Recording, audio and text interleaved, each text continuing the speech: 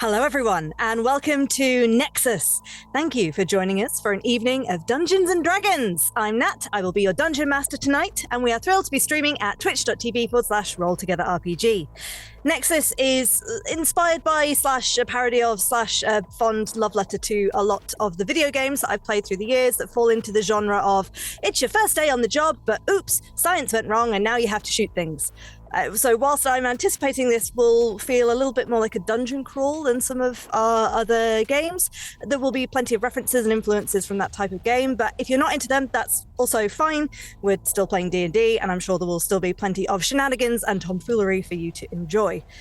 For those who are new to D&D, everyone here plays fantasy characters in a fantasy universe. The 5 players each have their own unique character with sheets that tell them who they are, what they can do, their deepest secrets, and what dice to roll. They'll mostly be rolling one of these, a 20-sided die, to see if they succeed or fail.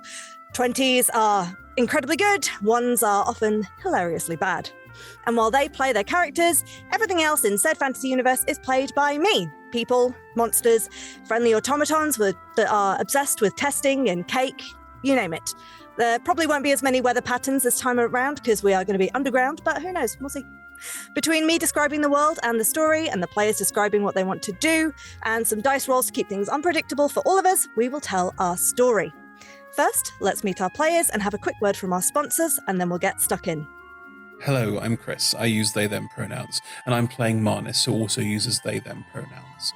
Marnie, as they're known to their friends, is a dwarven fighter, an ex-member of the Baldur's Gate City Watch, who saw some very troubling things during the gloom which pervaded their city very recently.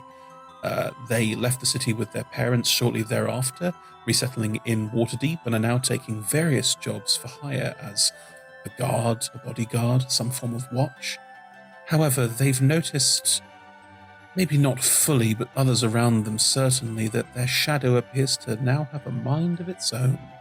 Hi, I'm Evie. I use she/her pronouns, and I will be playing Idris Asunda, who also uses she/her pronouns. Idris, to all new acquaintances and colleagues, is just your typical ditzy Asimar sorcerer, excited for her first day on the job. The first job she's had since leaving her parents, and is just so excited to join the Nexus Arts family, or whatever. But she has a secret. Not only is she not really an Asimar, she's not even really from the material plane. Idris is in fact a Hexblood shadow magic sorcerer sent by the Misty Steps Interplanar Travel Agency to find out what is all going on with Nexus and what their dirty secrets may be. And I, for one, can't wait to find out what she discovers. Hi, it's me, Augury, your favorite arcane trickster and divination wizard. Last time you saw me, I was helping with a little bit of the retrieval of a magic item, but now I'm here, trying to get a normal 9-to-5 job, or I am. Who knows what I'm doing here? Well, that's it for me for now. Yeah, that was Augury. He uses he, him pronouns. My name is Ali, and I also use he, him pronouns. And I'm so happy to be here for you. And expect a lot of chaos from Augury. And spoiler alert, body parts.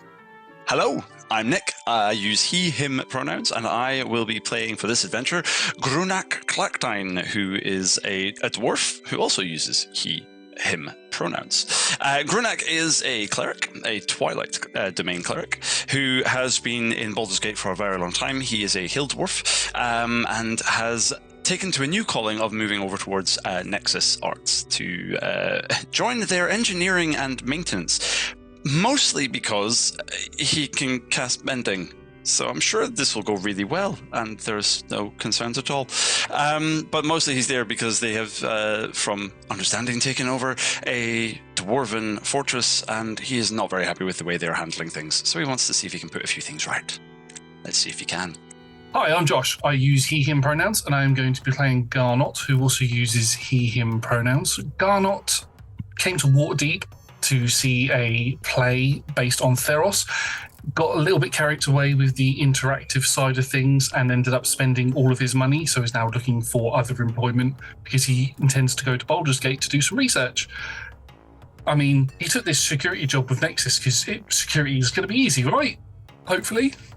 Oh, he also has his little grey rat friend, Roger, to accompany him. All right, let's begin.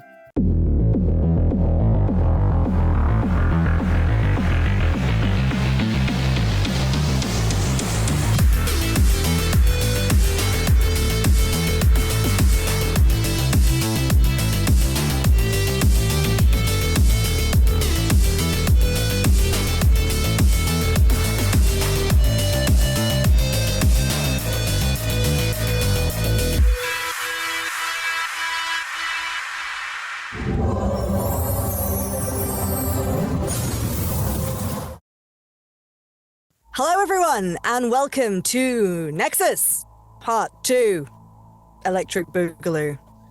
How are we all feeling in our dark, underground, acid-filled cave? Well, not like boogalooing for one. No dancing, no boogalooing? Okay. Yay! Burning in the face. I'll do a little recap so people understand why there's been burning in the face. This likely crew of people started their first day at their new job at Nexus Arts, which is a research facility hidden somewhere in the Sword Mountains north of Waterdeep. And because of their various skills, they'd been hired in various different roles. So Grunak was hired for the maintenance department, Marnies and Garnet were hired for security, Ingris for administration, and Augury in research and development. You've still, as a group, still not been told exactly what Nexus Arts research is, just that they do magical research. And they put communities together. They put communities together, they do. Yeah, you might have started to get some inklings or have some thoughts. Maybe you want to chat about it. I don't know. Or Bad maybe science, you just want no? to keep... Bad science. It's just science. Just Bad science. Wrong, evil science, doing a wrongin'. Once you arrive, though, you realise that bad science done gone wrong. To realise that, you descended deep into the heart of the mountains to this ex-dwarven fortress that Nexus Arts has repurposed. On the lift that broke just as you arrived. Fortunately, you all made it out all right. Marnies narrowly escaped falling to their doom due to some quick thinking on behalf of the team, quick telekinetic reactions from Garnet, some good rope tie-in. Was all okay.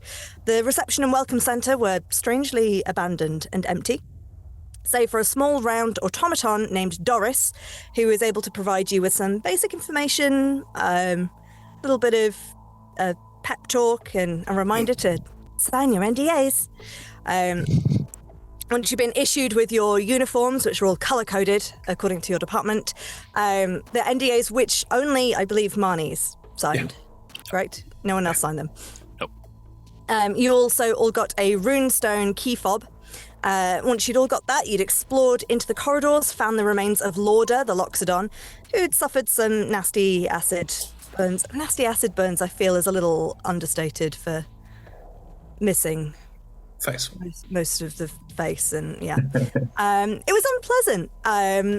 Grunak took Lauder's crowbar, and after hearing a little bit of backstory plot via a note, you headed across into the security suite to find a lot of dead bodies in there as well. Oh no.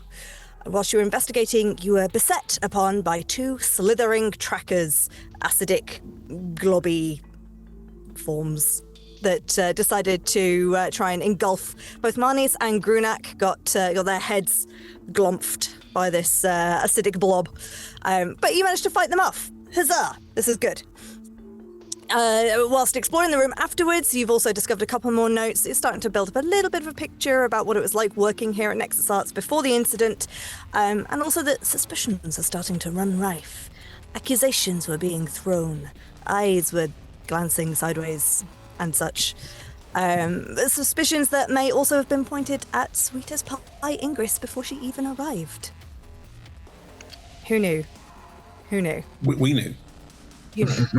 Yeah. We all know because Evie told us straight off the bat. I'm going to do characters life don't. the entire party myself. Outrageous behaviour. Would never.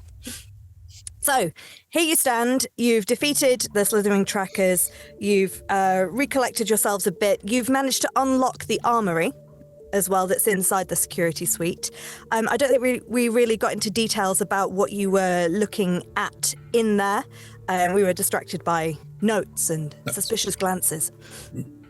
So inside the armory, you do find your usual collection of, there are some swords, short and long. There are maces, should you want, although you have a fantastic crowbar, so why would you? Unbreakable crowbar, that one. Yeah. Lasts you all the way to the end dimension and back. And there are a couple of basic pieces of armor as well. Okay. My sword and presumably shield and presumably armor are a bit pitted from fighting the oozes. Mm-hmm.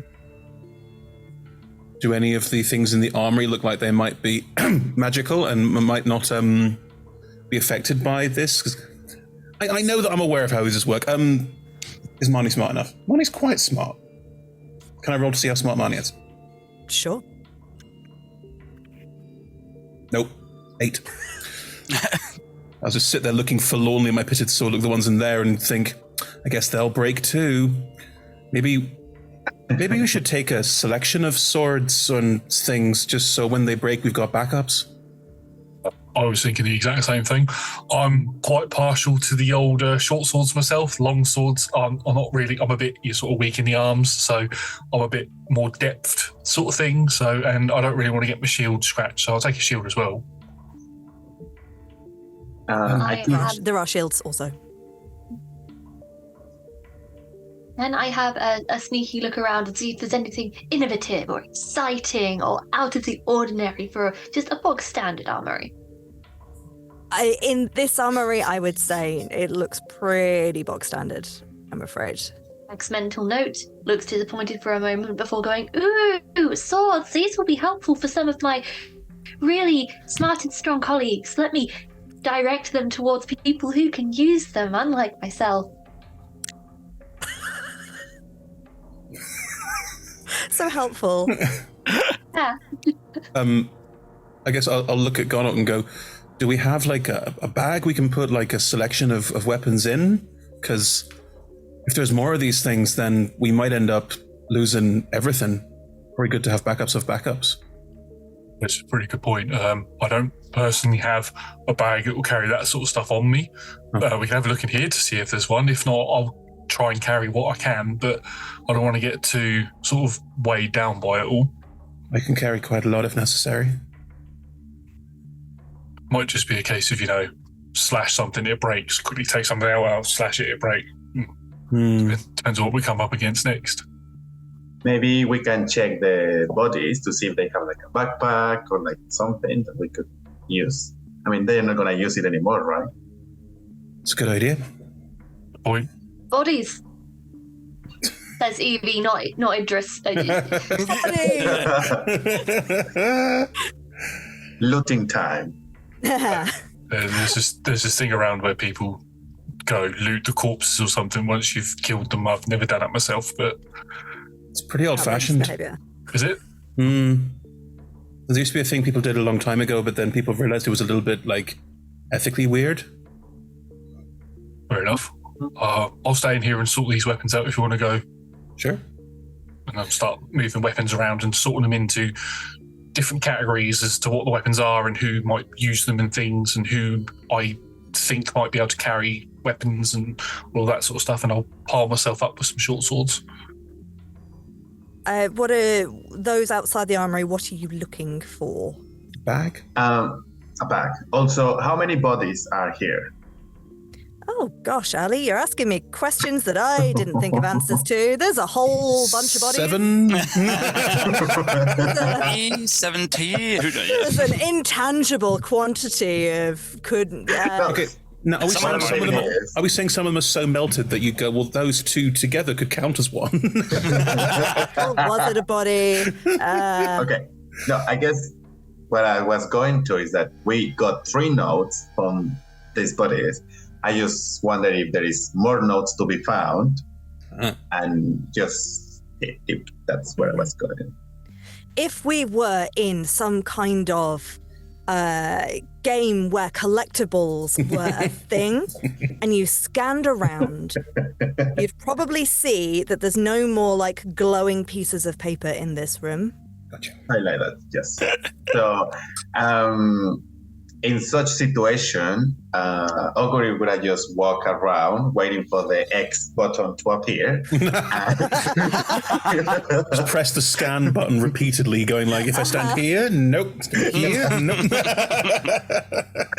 And ask for my narrator or whoever is in this video game to give me some more information. Do you want to do some idle party chatter while you're doing that? Let's talk about something inconsequential from our past. You normally do that on like the elevator lift rides. Right. I'm going to say that in terms of looking for bags, the majority of people in here are wearing the yellow uniforms of security staff. Mm-hmm. As such, it would be a bit odd for them to be walking around with backpacks because they're here, right? They're not traveling away from where they would be. But you could probably fashion together some kind of bag. I mean, there's a couple of like, someone's brought a bag that's got some of their personal belongings in it to leave in the office for the day.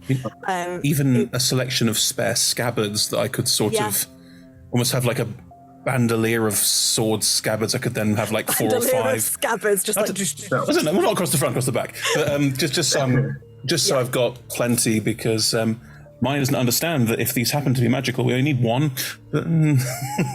So, what if I take actually, I will just start putting out the boiled soups from people and sort of put 3 together so they sticker. And with the legs and the arms sort of things that you put in, just make a knot. A knapsack. You can put it on. Yeah. And it has a zipper already. So. Great. You can create your knapsack. There are scabbards on some of the security staff. Like they seem to have an array of different weapons that like personal preference. Sure. But yeah, so I'm happy for you to create a scabbard bandolier and a knapsack if you want. I'm happy to be a bit of a pack horse. I've got quite a high strength mod, so. Mm-hmm. And then Garnet in the armory, you're able to get, I'm going to say 2 of every type of basic weapon that the party uses. That's pretty cool. While I'm looking, I'll just happen to notice something behind one of the cases, and I'll pull it out, and it's a bobblehead of the half-orc man. I'll be like, I'll just put that in my back pocket. Yeah, that's definitely one. I'd say, well, it's not in the armory. That's on the desk or in the security suite in general. Does he get a permanent stat increase? What's the? No, that's just a part of the collectibles now. All right.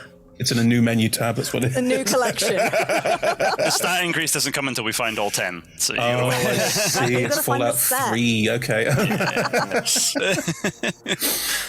If you're joining us for this, the half-orc man that Joshua was referring to is Gregarious Tusk, who is the CEO of Nexus Arts, who's been... we've seen pictures of him throughout so far. It was the only NPC's name that I didn't write down. So I didn't want to butcher it. He's called Gregarious Tusk. We'll remember that. Cool. I will then... That name himself. If you gave himself that name, of course. Yes. Yeah. And no mother is going to look at their baby and say, well, you know what name would be good for this baby? Gregarious Tusk. That highly suggestive name. I don't know how I feel about this, Evie, that you're judging my naming criteria. I mean, wow.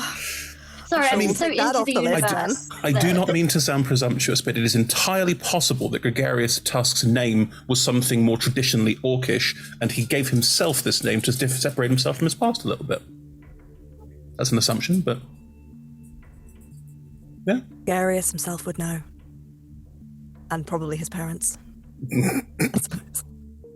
Demand to meet his parents in this game. So yeah, I'm happy to carry... We have the scope for that. I'm happy to carry anything and everything. Whatever you want to be like, whatever the party wants to take from this room, I'll happily toss in a knapsack and carry it. It's totally fine. Great. You do get the sense that Is anyone keeping an eye out on the corridor while all of this scavenging is happening?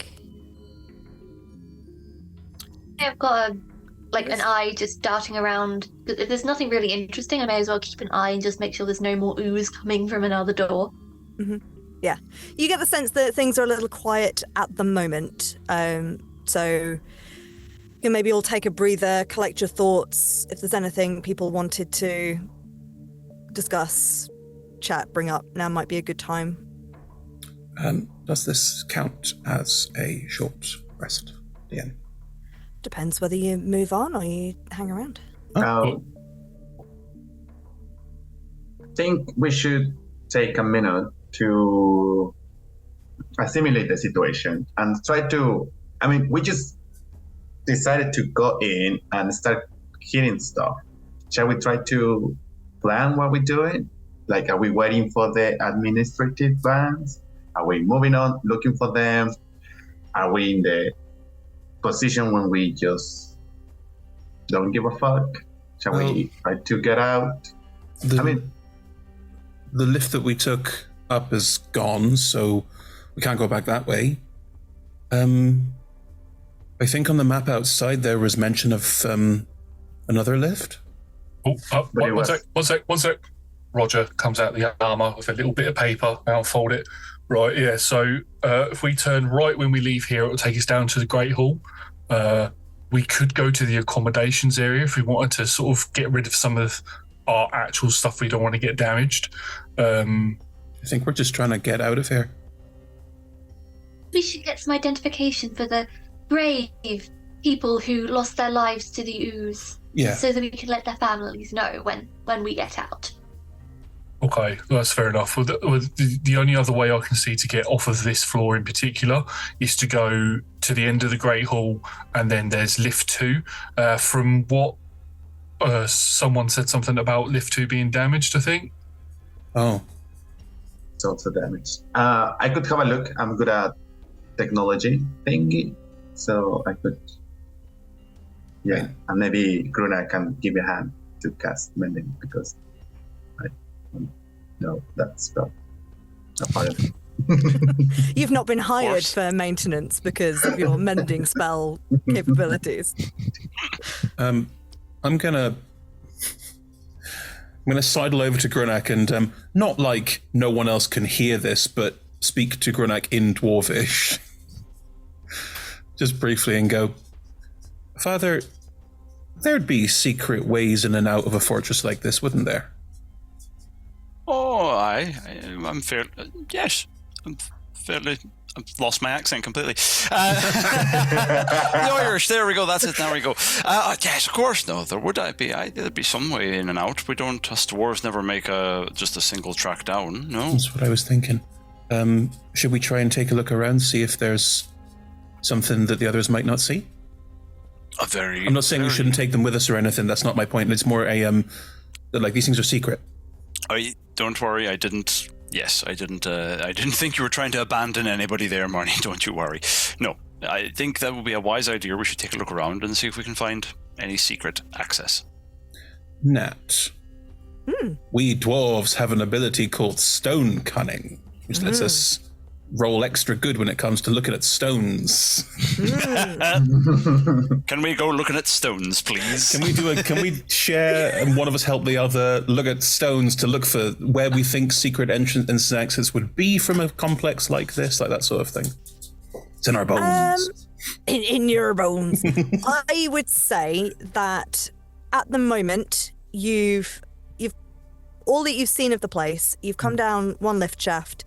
You've seen a couple of rooms that have been altered and tweaked and fudged with. You've seen a general layout of the facility, but that's not necessarily to say that what's on the map is all that there once was of the fortress. But you can make a roll to see if there's anything funky in the security suite. But I would say you probably need to get a little better sense of what the place looks like to figure out like what it might have been previously and where things might go. Okay. Got it, yeah. Okay. let's start looking around then. We'll start looking around. I think I'll turn to the others and go, right, there might be some... We dwarves like to put secret ways in and out of our fortresses. So Father Grunek and I are just going to do a quick sweep of the room and see if there's anything dwarvy that stands out. Fair enough. Yeah, makes sense. Bit of a stupid question. Might be a silly question anyway. The jumpsuits that we've seen everybody wearing who is dead, have they also melted? Are they getting damaged? Yeah, they're not like perfectly pristine. Just checking, because I might just sort of slip mine on over my armour if not. Radioactive jumpsuits. Yeah.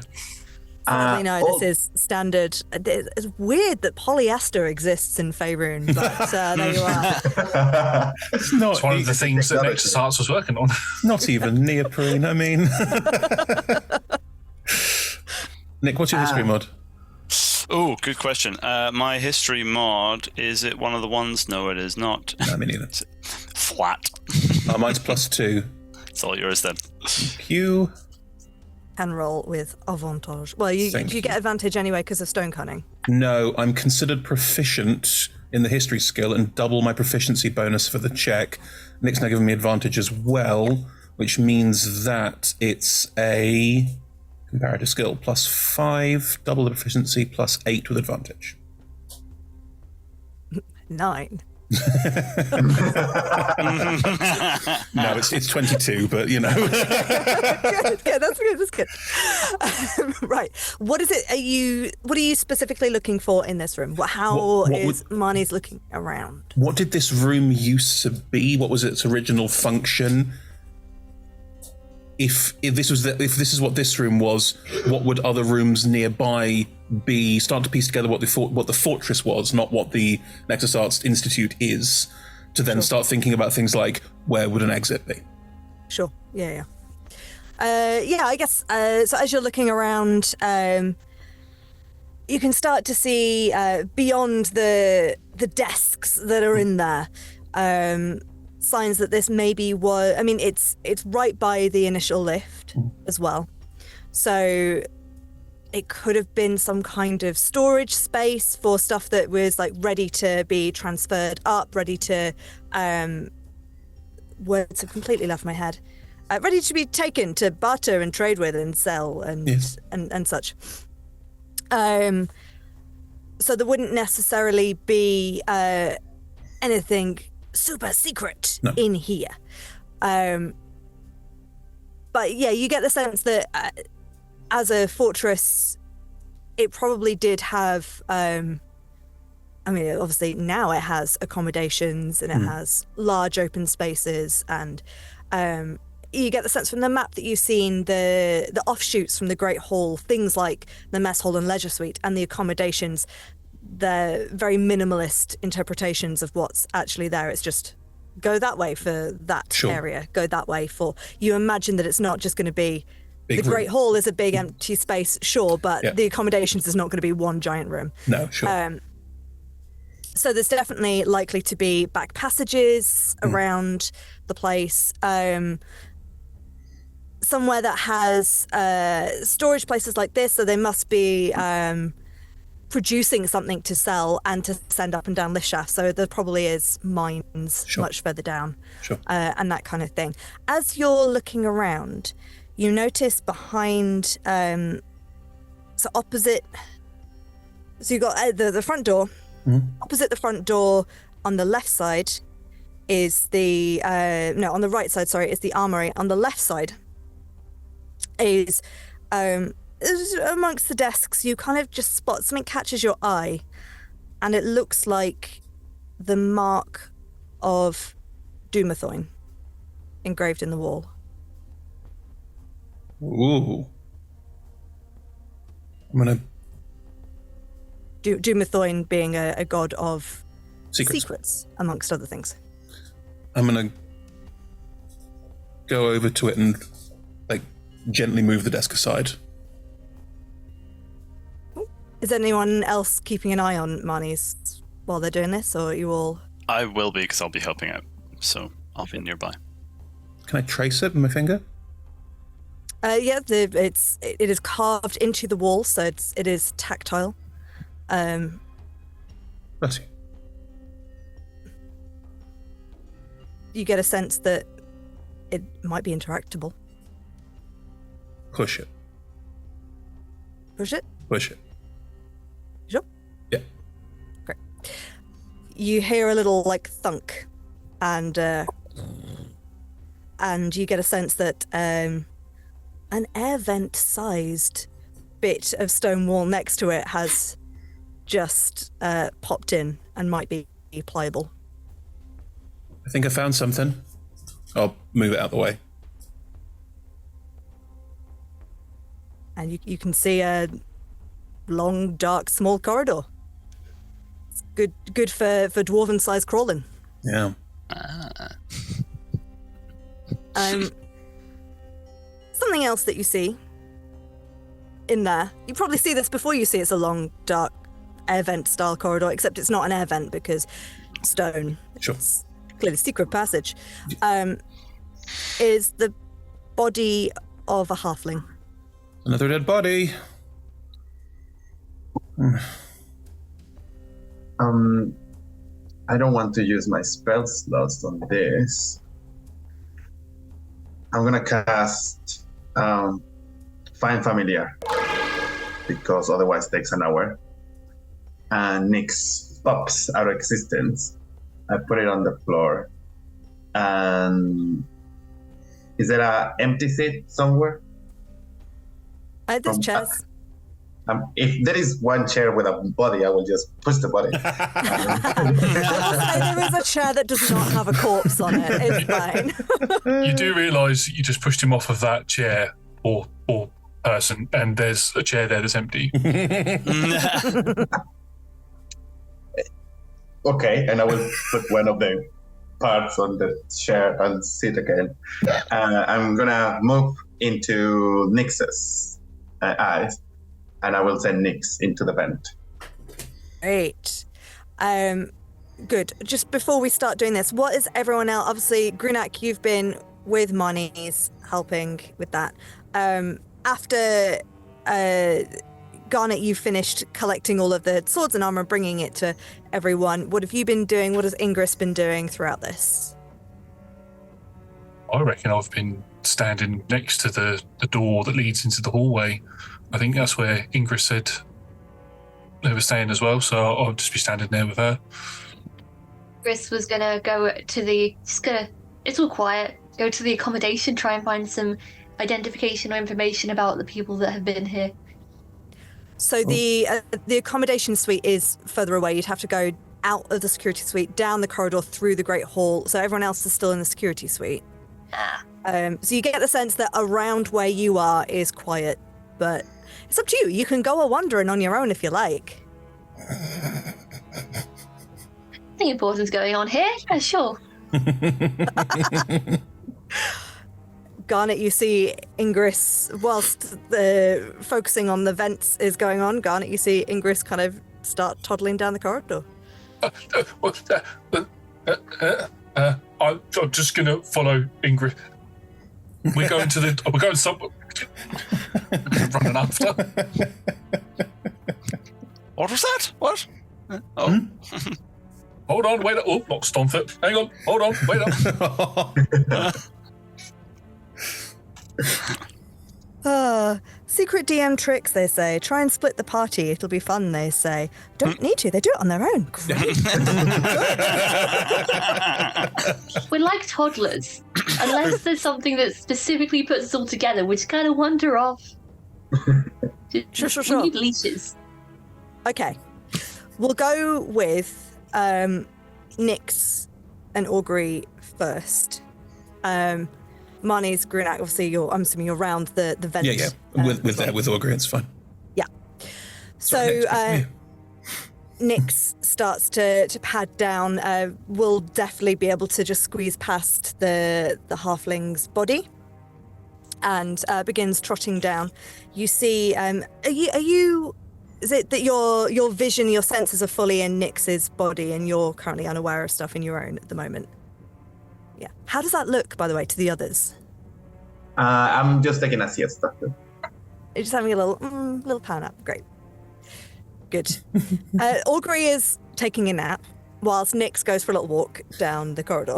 I think he's doing magic, Father, but I can't be sure. I've seen people do this sort of thing before. The cat is him and he is the cat, and now the cat's off down the vent. Which does mean we need to keep an eye on him in case something jumps on him, because he's not going to be aware until he gets smacked across the face. Right, you are. Please all roll initiative. And you go.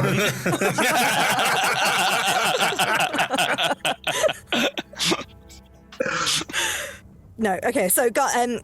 Nyx starts padding down the vent, makes its way past the halfling.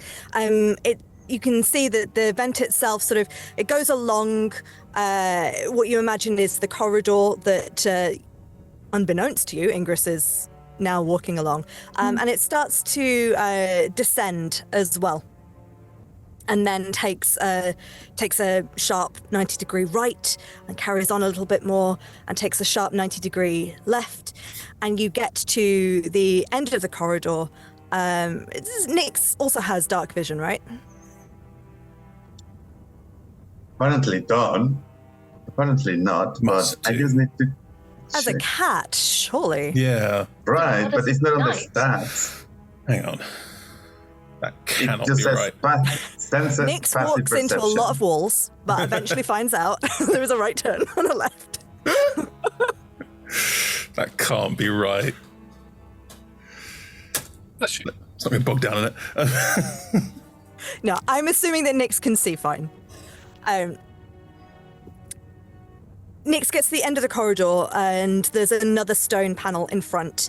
It looks like there is a little, another little symbol in the wall that looks like it could be pushed. And nothing else to go. No, that's it. End of the corridor. Nyx, through the body of Nyx just looks back like, oh my god, and pushes it. Little paw.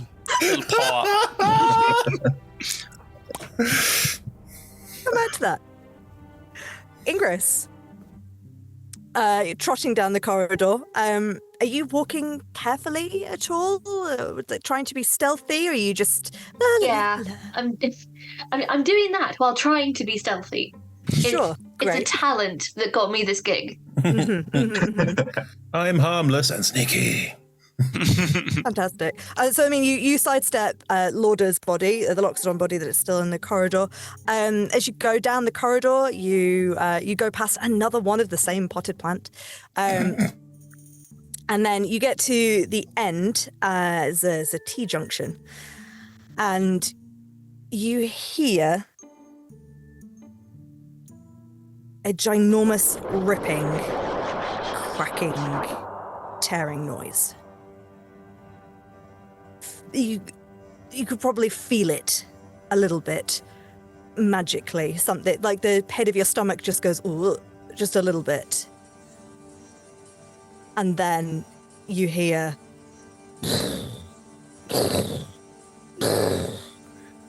the crash of rubble. Where you are at this T-junction, there is a corridor to the left and the right, but it looks like both turn to face the same direction the corridor was going, pretty sharpish. Based on the map that you looked at before, you imagine these are both just entrances to the main hall area.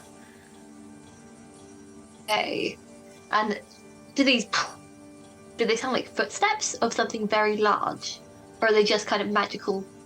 You could make that inference. Okay. How far behind me is Garnet? How About quickly me was... being the footsteps. Great. Tap you on the shoulder. I know you're there. For all of your good qualities, you're not the quietest. I definitely don't know. And I'm in one of those sort of poses where I'm sort of on the tippy toes on one foot and the other leg is almost like Pink Panther style, and I'm like this. I'm like, why have we left the others? I wanted to go and see the accommodation to see if I could identify the poor souls from that room. But there seems to be something beyond here. Yeah, I'd rather not go in there without everybody else. Yeah, I won't go in. I'm just gonna a little sneaky peek. Just gonna. That's how. Yeah. You can stay here. I'll be right back. I'm gonna have to come with you. I can't, because once you get there, you're gonna want to keep going, and then I'm gonna lose sight of you, and then all I'm gonna hear is you go, "Ah!" and then You I have a can't do very anything. poor opinion of administrators. We know how this works. But if you're gonna come with me, I've worked in admin for a long time. Trust me. All right. But if you're gonna come with me, you need to do something about the clanking.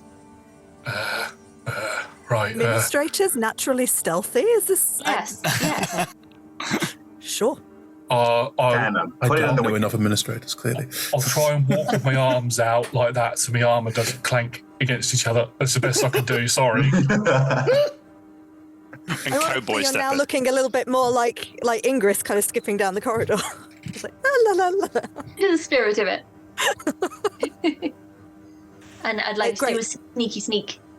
Do a sneak. Down. Please roll me a stealth check. I will try and sneak as well. While they're doing that, this is gorgeous. Hang on. Cats do not have dark vision. However, under Tabaxi, it states you have a cat's keen sense, especially in the dark. You have dark vision. Someone's put a comment like, "What?" So people have dark vision, but cats do not. Screwed up. Sorry. That's dumb. Cats have dark vision. Of course. Yeah. Ingress. 17 for an 18. Nice. I rolled a 19. Nice. Sweet. Very good. Yeah, so you get to the end of the corridor. Did you go left or right? Left. Okay. So you get to the end of the corridor. As you approach it and you're able to see round the corner just a little bit, it's quite a sharp 90-degree turn, but you do see that it starts to descend into stairs that are going to go down. And then do you just get to the end of the corridor and do like a hand peek? Exactly that. Peek. And then I appear just above the same thing. Perfect. Yeah. Imagine Roger just above you. Yes. Sit on my head. Except for Roger has a little pair of wooden binoculars that he's looking down the corridor with as well. Can't see anything at him. No. The two of you don't see anything, but Roger sees everything. Everything. No, so you take a little peek, and you can see there is aforementioned Great Hall. It's pretty great. In size. It's great. It's great. It's just great. It's great. Nice. It's great. It's so great. I mean, Ingress, I'm not going to lie, but that's a pretty great hall there. Impressive. It's large. In height, so the ceiling maintains the same height as the floor that you're on, but then it descends down into, you can see that if you'd have gone right, there's just, again, the stairs will come round this wall and join down together and create like a large staircase down. Vaunted ceilings, that sort of carved, gorgeous sort of shape going on at the top. In the middle of it, there is a huge hulking shape. It's the best what you can do. It probably has 4 legs that it's walking along on. It's really hard to tell whether it's flesh or fur. Is that a horn? I don't know. You've never seen anything like this before. It's just got 1 horn, but it's sticking out the left ear instead. Come here, I will grant you a wish. Okay. I'm a happy unicorn. When you, whilst you're sitting there trying to figure out what is that, you hear that ripping, tearing noise again. And as if it was never there, the thing keeps on walking through this tear in reality, which just closes behind it, and the room is empty. I do a whole disappear back behind the wall thing, and then an arm just appears around the other side of Ingris's shoulder and pokes. What are we doing?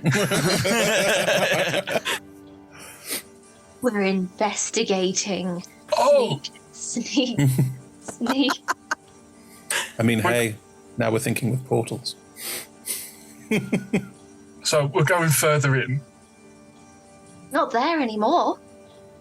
Yeah, but it might come back. I want to see what's making the rip. I'll just round off what you can see in the hall now that this creature has disappeared. On the left-hand side is what you would assume would be the entrance to the accommodation suite is completely collapsed. Like, it's just rubble, stone. It's kind of gone. To the right, you can see damaged but still accessible is the mess hall and leisure suite. And straight on, you can see what should be lift 2. It's sort of it's got a sort of grand archway around it. More like, so the lift that you'd been on before was a bit more of a functional lift. This one looks like it was designed for people to use, and it's got a bit more thought behind it. You can't see the platform to it, but you can see the space where it would appear should it be there. In the center of the room, now toppled, is the remains of a large fountain that is spilling everywhere. The centerpiece of this fountain, you can just about tell from here, you are a little bit further away from it, it kind of looks like there's definitely person on mount vibes to it. You might have to get close to figure out exactly what's going on. And there's also some, again, you can't really see them properly because they're far away in the corners, but it looks like in the corner, all 4 corners of this great hall, there are large trees that have been cultivated. I have a question. Rules-wise, because I can have an eerie token that I can use for remote viewing. Does that need to be on a person, or can I put it in a place? You tell me. Read me the rules of eerie token, because I've never played a reborn. Not that that's what... No, that's not what you are. You're not that at all. Hexblood. No, I'm a Hexblood. Hexblood, but that's not what Ingris is. No. What? What? Yeah, Asimar get eerie tokens. It's all their angels eerie. We do. You shut up. It's fine. Says you can remove a lock of your hair, one of your nails, and one of your teeth, imbuing it with magic until you finish a long rest, allowing you to take these actions, telepathic message, remote viewing. Doesn't say on a person. Sure. We would like to just take out a tooth. Uh-huh. I've done this before in this campaign, so shouldn't be a surprise. Just like one of the back ones. Doesn't make it cute. pleasant. What did you do that for? I could have just given you my tooth. I don't know why you're putting your own teeth out, but I've got one here you could have had. Oh no, it's an Asimar tradition. Sometimes when we think a place is interesting, we will leave a token of ourselves to remind us of the magic that we have just witnessed. One moment, and I just huck it to the fountain.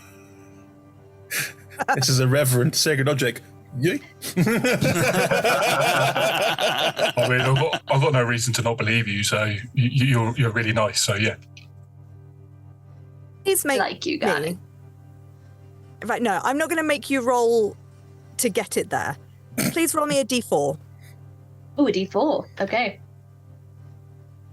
3. 3. Okay. The tooth lands upside down. So I don't know if you, Ingris, have to turn your head upside down to figure it out, but it's odd. Obviously, you can see the ceiling. The ceiling looks great from down here. What the tooth lands next to is the large tail of it looks like a shark. Stone shark, carved stone shark. Sorry, Josh. I mean, you said it stands out before, but... So the statue was someone riding a shark. Yes. Okay. You've landed it behind the person, but the hat on the person you recognize. It's a large brimmed hat with a big feather in it. It looks like it's probably gregarious. Is there, I don't know, some sort of gun in the ceiling firing magic portals everywhere? Every so often. You can't see any more tears in reality. Okay. I'm going to keep the tooth there for now and just kind of check back in with it. No, I can't check back in with it. I can only do this once per long rest. Oh, interestingly as well, this eerie token, does it have hit points? I believe not. I'm just having a look. No, it doesn't say anything about that. Great. Cool. All right then. You live. But I imagine, like... Wait a minute. So I'm just... I should have read this more today. This token is viewed as magic until you finish a long rest. I imagine, though, it's still a tooth. So if something were to land on it very heavily, it would probably just kind of act like lose a tooth. connection. Yeah. That's cool. And it just regrow after a long rest. Sure. Love that. That's hideous. Does it? Are we sure? It does. Yeah, you can trance view it once. And then it is destroyed. Yep. Oh, it's destroyed. Mm-hmm. Oh, it's destroyed now. When the trance ends, the token is harmlessly destroyed. That was wasted. And now I just know that Gregorius has a thing for sharks. I mean, I would say, as you start to come out of the trance, the last thing you notice is actually the tooth seems to be deteriorating before the spell ends. Huh. Almost like the water it landed in. Everything is acid. Everything is acid when you're in a tomb. Come out and just kind of shake my head like... Well, now that's done. If we do go into that room, we should be quite careful. It looks like the accommodation isn't really an option anymore, but we can tell the others about the lift and see if we can find a safe way across if necessary. Okay, yeah, that makes sense. Do you think there's any point in us going to the mess hall area? I have a very strong feeling there's no survivors. And if we're going to be coming back down this way anyway to get to the lift, it might be better to wait till we have strength in numbers just in case our big shambly friend walks through another wall. Yes. Oh, yes, 100% agree. Yep, nope. Not going down there. It is, but let's go back. Let's turn around and start walking back. Still sneaking. Great. Sure. Great. So you start to... Amazing. Sneaky. Go on, roll me another stealth check or performance check if you're performing stealth. Oh, I will perform stealth. You're performing stealth. Sure. I'm performing stealth well. That was a 21. I rolled a dirty 20 for actual stealth. Great. There's you're both super stealthy. There's nothing there, but if there was something there, it wouldn't see you. But even if it could see you, what it would see is Garnet being like the knight, despite his armor. And Ingress, it's almost like as you're sneaking, unbeknownst to no one else, but you can hear it in your head. There's like a do, do, do, do, do, do, do, do, do, do. And it's beautiful. But no one sees it because you're so stealthy. Do you do that thing where your entire body is stiff and straight, but your toes just move underneath you? Yes, absolutely. Fantastic. Meanwhile, Nyx has pushed the button. And the wall of this, not an air vent, goes and slides to the side. So obviously this is cat's eye view. What you immediately see as the wall slides is sort of like a squarish shape, like an orangey brown, right in front of the doorway. Like a panel or like a translucent surface? There's like a gap between the vent and this squarish shape. It's quite large though. It goes like goes beyond the height of the vent.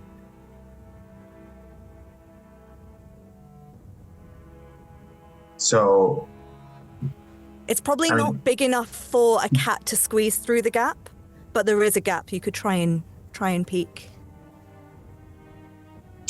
I will try to pick first. Sure. You can see in the sort of middle distance, there's a hand on the floor, and as before with the foot, it's probably connected to a body. Okay. So, damn it.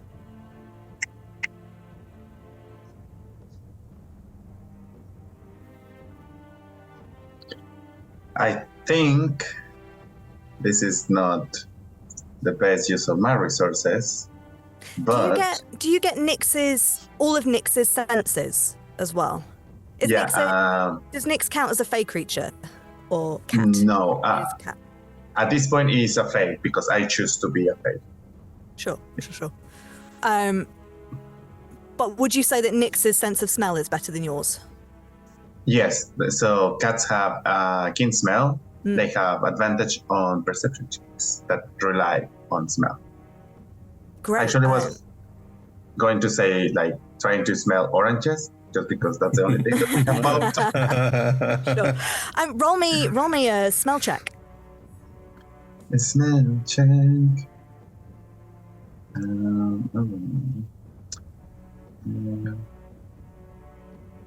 20, not natural. Amazing. The orangey brown square that's in front itself has a bit of a tangy smell, but there's also underneath it there's like a peaty smell, like earthy, maybe some wood as well. Very natural smells. Augury is very intelligent. So, based on the map that we've been presented, can Augury infer what this other room is? Based on the map, this other room is likely the entrance to the mess hall and leisure suite. Okay. And based on Augury's intelligence, this is a plant pot.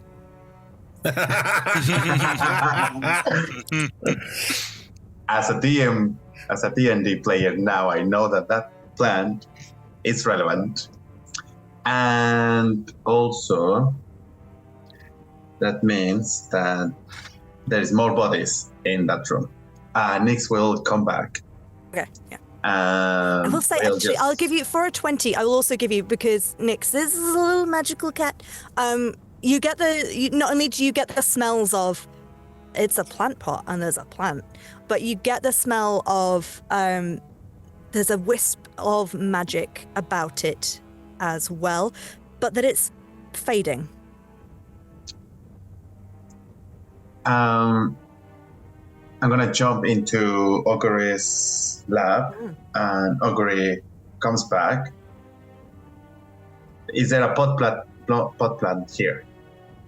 There was one in the security suite as well. Okay. Okay, people.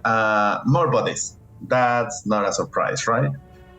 So this sort of bend leads to the leisure place. I could not go further, but there is more bodies there. But okay. Well, I'll say Garnet and Ingress have made it back. Open the door and we're both stood there like this. Okay, that's right. Was the, Accommodations busted. I'll give you, Ali, that it was a large plant pot. Nyx probably wouldn't have been able to push it on their own. was there anything on the body? I didn't check. I just went for the. Oh. And Oh, I thought this whole time you were checking the body. Oguri goes back to Nyx and Nyx go ahead. First of all, Nyx needs Probably the don't body. need to. Just has a little like biscuits moment on a body crate. You probably don't need to send Nyx. I'd say this is something actually that Marnies and Grunak probably could have been checking while Oguri was looking at Nyx, because it's not that far into the tunnel. I was going to say, I don't like Yeah. that, boys. I'll happily help you pull it out, but also have a bit like an okay, stepping away from the body. Grunak would very much like to reach in and help pull this dwarf and the halfling out, and then lay them as respectfully as possible on the ground before patting them down and seeing if there's anything of import that we would need to know. Great. As you pull the body out, you hear a voice. Barney. Barney. Barney. Barnabut, answer me. Where's the voice coming from? This halfling's pocket. I'll look into the pocket and pull out whatever that is making this noise. Yeah, you find one of the rune stones that the rest of you have been given, but it seems to be making a noise. Hello?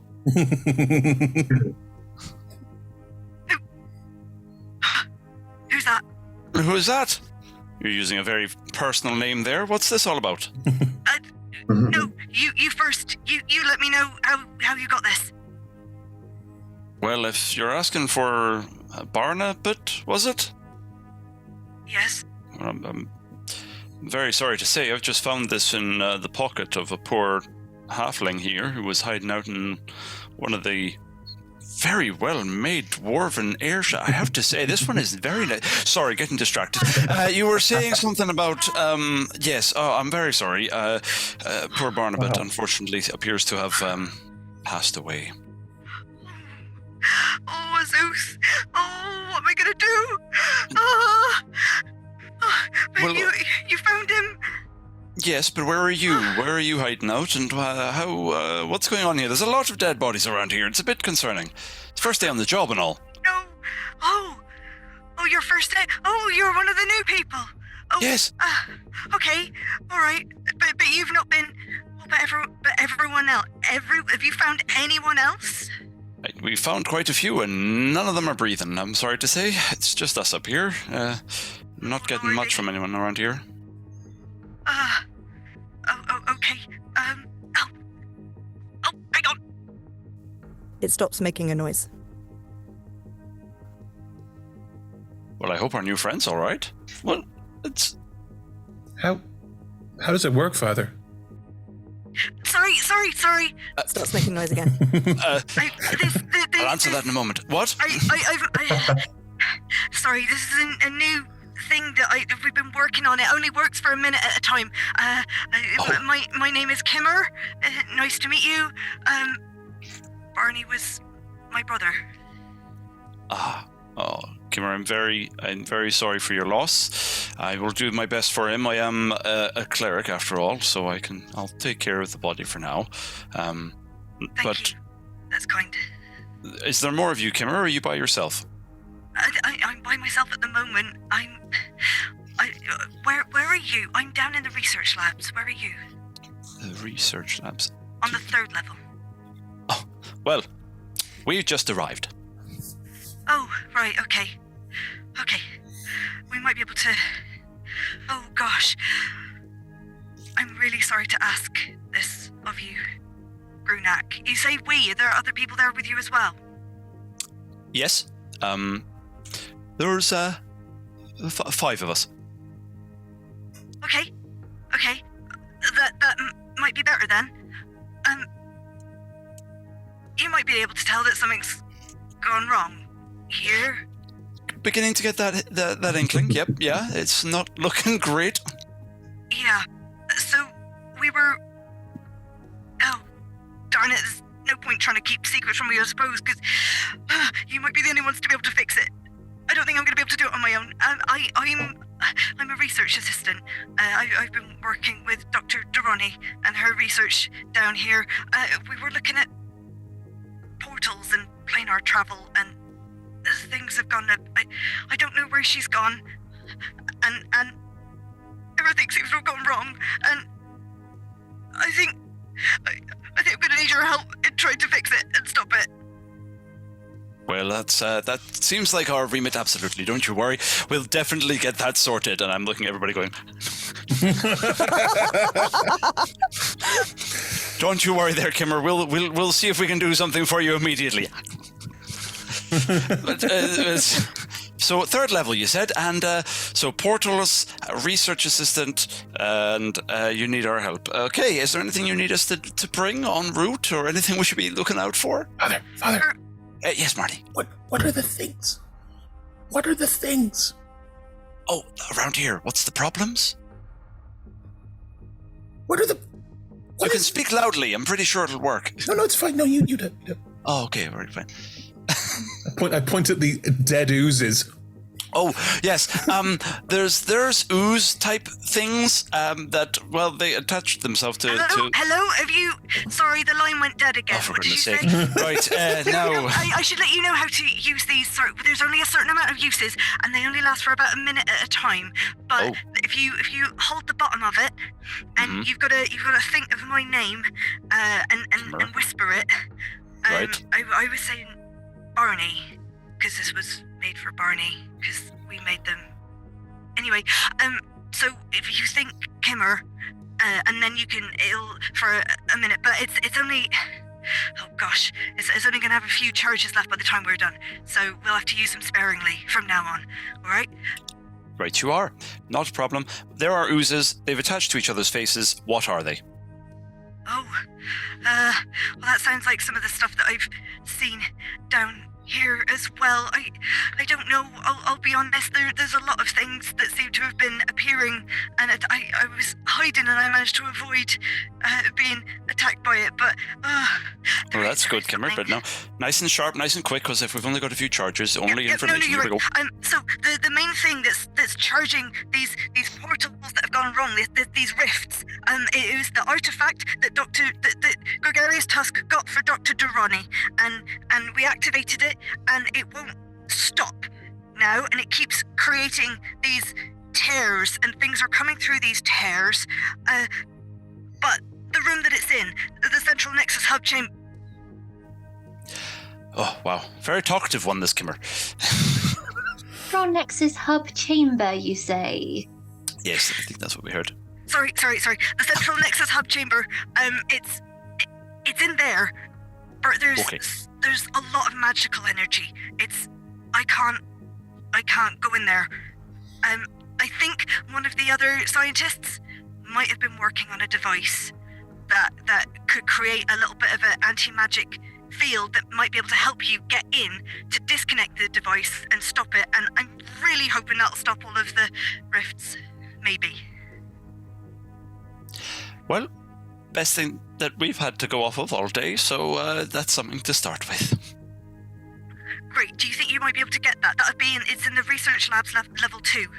Oh, right, level 2, that should be fine. I mean, it's very quiet up here. I haven't seen anything large or ominous with horns or anything like that going through portals around here, so we should be totally fine. We'll just make our way over to the other lift and find a way down, I think, once we clear up in here. Okay, great. I think this has probably only got about 6 charges left, so maybe let me know when you've done that. And, it's been a while, and I've not had a chance. I didn't grab breakfast this morning. I don't suppose if you find your way through the mess hall, if you could bring me something to eat, could you? That'd be fantastic. I'm getting peckish. Any particular favourites? Bagels? A bagel sounds great. I think it's sausage second days today as well, so... Great. Sausages would be fantastic. See if we can get you some. Let me know if you get into real trouble. Hey guys. Well, looks like we got ourselves a quest. Speaking this about job like the got big interesting. horned things, I'm just going to look to Ingress. Do you want to tell him about what we saw? So we went on a little. What do you adventurers type call them when you just go off and you go and have a look around? Recklessly walking away from the rest of the party. Reconnaissance? We did a little reconnaissance. Thank you, Marnies. The Great Hall. It seems that there are big horned beasties walking through rifts in there. And maybe some acidic water, but the lift is on the other side, accommodation kaput. But the mess hall, that seems to be working, but that seems to be the way we need to go. Not that I would know, of course. I mean, obviously, whatever you guys think is what we should do. Was the acid, was it impassable? You said it was like in a broken fountain. So I'm guessing there's like bits to jump on? Almost like a jump puzzle? Possibly. There was enough rubble that you might be able to, like, make a way through, or I don't know if any of you can magically lift stuff at this point. Possibly not, but you could probably rig something around. Josh can. There might be another. Not impossible. Now that I remember, I think I didn't try to push the obstacle in that vent. I could try. Maybe we can get to the leisure center through the vent and not. Well, Oh, you mean go through this vent? I mean, Marnus will fit and I'll fit. well, don't we want to, I mean, I understand being hungry, but I think finding this person and stopping what's happening is more important than finding a sausage. How dare you? I know it's an optional quest, and I understand that it's worth more at the end, but, like, I really think that in this real-world scenario, saving someone quickly is more important than ticking every box on an inventory. Ever the pragmatic, that's a word, Marnus, and that is why you are blessed by Gorm, of course, and you are very correct. My only argument to that would be that if we did go through the vent and we did end up in the leisure centre, we're then closer to the lift and would have to go across less acid to get to it. All right. Rather than if we went to, is my assumption. Well, then, let's do that then. Grunak and I will definitely fit. I imagine yous would too if you squish down a bit. Probably shimmy it. Like someone of 5'10" and a Garnot could fit through this hole. You could, like, slither on your front. John McClane it. You alright? It's got this vision of me and Nick just standing there going, "This is fine. Why is everyone so?" And this Josh going, "Oh, fine." So do the Batman crouch and the Arkham Asylum walk where you just walk crouched all the time and it's definitely fine. Oh yeah, Definitely doesn't hurt your back or your knees. No. Batman's 60 years old and he's definitely fine. Well, then, in which case, let's go through the vents and I think it's a secret tunnel, not a vent. There's no air holes. Anyway, let's just go through here. Let's just go through Probably here. use that terminology instead of keep calling it an event. Just saying. That's my bad. let's just go through here and see if we can get closer to the lift and get down as soon as we can, because it sounds like, and I don't know anything about this stuff, but it sounds like it's going to get worse the more time we take. a fine point. It's a very good point. How about one of you two, if Augury's familiar wasn't able to push I'll go. the thing, if one of you goes and pushes it, and then we can see what the situation's like in there first. Okay. Before the big lump decides to try and squeeze into the very small tunnel. I will just start going. Okay, yeah, bye. Oh wait, I guess to give you a little bit more context, Augury, it probably would have taken Nyx a couple of minutes easily trotting, so it probably maybe take about 5 minutes of hefting for the larger PCs to go through. Nix is gonna go just behind Manny for Ogre to report what's going on. Sure. Uh, The just rest of you are staying in the security suite. Yeah. Just before you go, though, I will lean out to Marnus and say, do take care. And, of course, as always, Gorm will be watching you. And I'll do my blessing thing again so that you have, in case it's for some reason you need it, I hope you don't, advantage on initiative roll. Cool. But that'll stay anyway for whenever we next have an initiative. So. Gorm, guide us, Father, and start walking off. I suppose crouch walking. Fantastic. Obviously, it's a little bit easier now that poor Barney's corpse has been moved out of the way. You can fit. You got Nyx padding along behind you. How did you react, by the way? Have you seen? Oh, you saw Nyx before anyway. That's fine. This is not new information. No. Yeah. I'd probably Marnie probably likes cats. I think probably like a lean down and like you a friendly cat? Oh. Mm-hmm. There is purring. There is. No, got something to do. I will blame the cat. And we'll then, get to the end of the corridor, find this plant pot. What I'd like to do is shove it, but not to knock it over, I'll shove it from the base to try and just move it aside to get a better sense of what's in the room. I would say as quietly as possible, but I know me. I think the answer will be just moving it. I will allow you a strength check to controlled, carefully push this. Is that athletics? Yes. Okay. Yes, it is. Because, I mean, you're like on your knees, but also reaching and pushing with your arms. I've got the athlete feet. I just want to... Mine's a little chunk. I just want to be hench. Mine is a little chunk. Like it's very meticulous. Right. It's going to be shit now. No, 15. Okay, not bad. Yeah, you are. I mean, the pod itself is a big, heavy. It's not. It's a different plant to the one that was in the. It's bigger. This one, but not as big as the trees that Ingress and Garnet. I understand there are 3 plant textures. Go on. This is the medium-sized. It's the medium-sized one. In the creation kit, it's called plant medium. I get it. Okay. Yeah. So it's still a little. It's harder to push around. It's not an easy. I can just lift it. So it does take a little bit of careful. You've got to shimmy it a bit.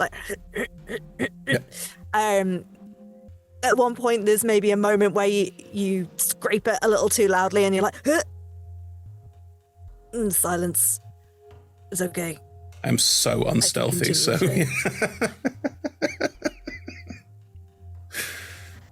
As far as you can tell, there was no movement in the room when that happened. And if you were to pause to listen, nothing seemed to respond to that. Now that the pot is further out the way, you can see further into the room. This is more like a sub-entrance hall. And you can see there's like a lounging area. There's a couple of sort of sofas and a coffee table in the middle, a couple more of the small generic plants around. And then along the wall on the right-hand side, you can see an entrance to the mess hall specifically. And then over to the left of this, there is the leisure suite. Looks like it's been overgrown. Overgrown with what?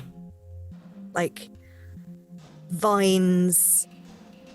There's some kind of plant life that you probably don't really recognize. It doesn't look great. Okay. But it looks like it might be tricky to get in there if you were after. It'd be the worst massage ever, basically, if you were going in there. Now, yeah? Do I see any sausages? Well, not in the entrance hall, no. But the mess hall is right that way. Do I smell any sausages? How good is your sense of smell? Well, I know. I mean, as good as anyone's. I'm not particularly good at smelling. Not haven't got special smell abilities. You can smell Good. generic pot plants at the moment without rolling. Can I try and smell sausages? Sure, Chris. It's gonna be shit. It's gonna be Roll shit. for sausage 6. smell. No. I'm gonna turn to Nix and say, no sign of any No, it's the wrong accent. Shit. Hang on. All right. No sign of any sausages. No, it's not it either. Fuck it. I'll be honest. Probably. I mean, you wouldn't have been able to smell sausages at this distance anyway. But it's been overwhelmed by, in trying to inhale. You're reminded that there are also corpses in this room. I feel sad now. As Marnie said that, NEXUS also have like a big breath to see if I can find sausages or what else is here. How does Marnie smell? I don't think Marnie's particularly like big up on the grooming. Like not like awful, but probably bathed like, 2-3 days ago. Wears plate armor all the time. Draw your own conclusions. Sure. Yeah. Well, I guess Augury gets a whiff of that. I'm assuming Nyx smells 21. a fey cat, so, cinnamon buns or something ridiculous. You're also sniffing for sausages. Yes, I got a 21. Sure feels like the mess hall would be the way to go. Ali, I'm getting strong vibes that wants to go to the mess hall, so should we do something completely different? In which case, I'll look at Nyx and go. Can you tell the others that we're here? I don't know how you work. So I think I can still talk through my body. So I will just be walk, sleeping, and talk. Yeah. The vent is free to go. No sausages. End of the message. Right. Is that what- Who is next? Well, is that what Augury says to everyone else? Like the body just talks like that? Great. Still like having a power nap, and it's just like the vent's open, there's no sausages, end of message. Rolls over, hugs pot plant. If Nyx has nodded, then Marnie will assume that everyone's on their way at some point and will start walking towards the mess hall, trying to be stealthy, but I'm not good at it. I'll roll for it if you like, but it'll be hilarious. Please do. Yeah, All please right. do. Yeah. Meanwhile, are the rest of you going into the vent? I will, whilst Marnus has been away, I will have been doing a little prayer over, is it Barney? No. Yes. A little prayer. Barnabas in full, Barnabas. but Barney. I will have used Barnabas' full name. And I'll try to make him look a bit neater and off to one side. So if any more oozes come, hopefully they don't just melt him to nothing. Oh, that's nice. This lovely vision of you going, and go and bless Barnabas. There's definitely a little bit of that, It's like, Gorm, you bless me with strong arms and strong legs, but my memory is dog shite. So, but Barnabas, look after him, please. Make sure that he's safe and help him to have a glorious time in your halls, eating and drinking until the days that we all arrive to join him. We will defend until such a time. Now that that's done, I believe we're going through this secret tunnel. Who wants to go next? Such enthusiasm from those left in the room. Augury goes back to himself. I go. Oh, great. After you. Halfway the tunnel, Augury takes out his stone and it starts thinking about Dr. Durrani. Ah, nice. Clever. Dr. Durrani, it's me. Is there anything I could do to help? Are you alive? Over. You get no response. Maybe she's dead. Maybe she's dead. Put back on the stone and keep going. Womp womp. Nice. I like the thinking now. Ingress, are you specifically trying to make everyone else go first? Or you looked like you were like, yeah, you go, it's fine. Yeah, a little bit. I also had the same thought about trying the stone, but I kind of want to. Everyone should go first. Just make sure, just in case there's anything else in here. Just... I definitely don't want to go last, because if I do happen to get stuck, at least somebody is behind me to push and somebody at front to pull. So Seems very wise. Yeah. In that case, you should probably go next. thank you very much. And I will crouch down, get on belly and everything, and I'll just start army crawling through. Incredible. Excellent. Grunak, are you going to go next, or are you going to have an awkward wait off with Ingress? I'm going to have an awkward wait off with Ingress. Shortly after you. No, I just... It almost seems like you don't want to go through the secret dwarf hole. No, well, it was more that I was thinking if we don't want anything to follow us, given that it is dwarven in design, I'm the one that knows how to close it. Well, I can totally close it if you want me to. You don't know how to close it. You're not a dwarf. You could tell me. I could, but I'd be giving away a lot of dwarven secrets there. Oh, many dwarven secrets. Oh, there's a lot there. Oh. And I mean, can I trust you there, Ingress? You mean you don't trust me already? I thought that this was horrifying. Don't get me wrong, but it's been good for building a sense of team, and I was really starting to like you guys, you know? And I like you too. I apologize. I'm just having a little play there with you. It's a bit grim at the moment, and I'm trying to build up the little morale that we have left. So I thought it was a joke. It didn't work out. Look, and fine, and I will fall for that, and just go. And I will. Well done on covering the racism. Was good. Good. Yeah. I'm not racist. It was a joke. Oh. I will showcase the symbol from before, and like the little part that we used to push it, and I'll just. I don't think it wouldn't work to push it because we pushed it to open it. So whatever the situation is to close it, I'm assuming I would know. Nyx, when Nyx opened the panel on the other end, there was a button on the inside. There is also one on the inside of this end as well. Cool. I'll just showcase, run the hand down there until you find the indent or whatever. Press that and it'll shut behind. Yes, it's a very complicated system. Right. Thank you for showing it to me. You're very welcome. And that's that, I think. Yes, all right. And I'll go in next. Great. Ingress, what you doing? First of all, I'm just going to take the stone and just go Vance. Anything? You get no response. Who is the Guessing random people. No, so Vance, the administrator who did my interview, is also the head of admin. So I assumed it would get to Vance. But the stone does not seem to work.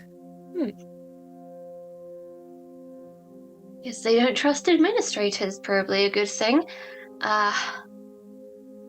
We can kind of look down the corridor, see if there's any movement, any more sounds of schwung. At the moment, no. Okay. I'm gonna distastefully do a little once over of the body myself just to make sure. You know what? Go on. Roll me an investigation check. No. Ooh, that was a nat 20. For a 23. Great, amazing. Sure. What you find on the body, it's clear because he was in green that Barney was also in the maintenance engineering department. You find a smaller halfling-sized crowbar. I just kind of whack it. Just, Seems pretty good. Pretty sturdy. You can pocket that if you like. Oh yeah, I'm pocketing that. Okay, great. And you find a note. I find one. What does it say? You hear in a voice that was similar to Kimmer's, but slightly different.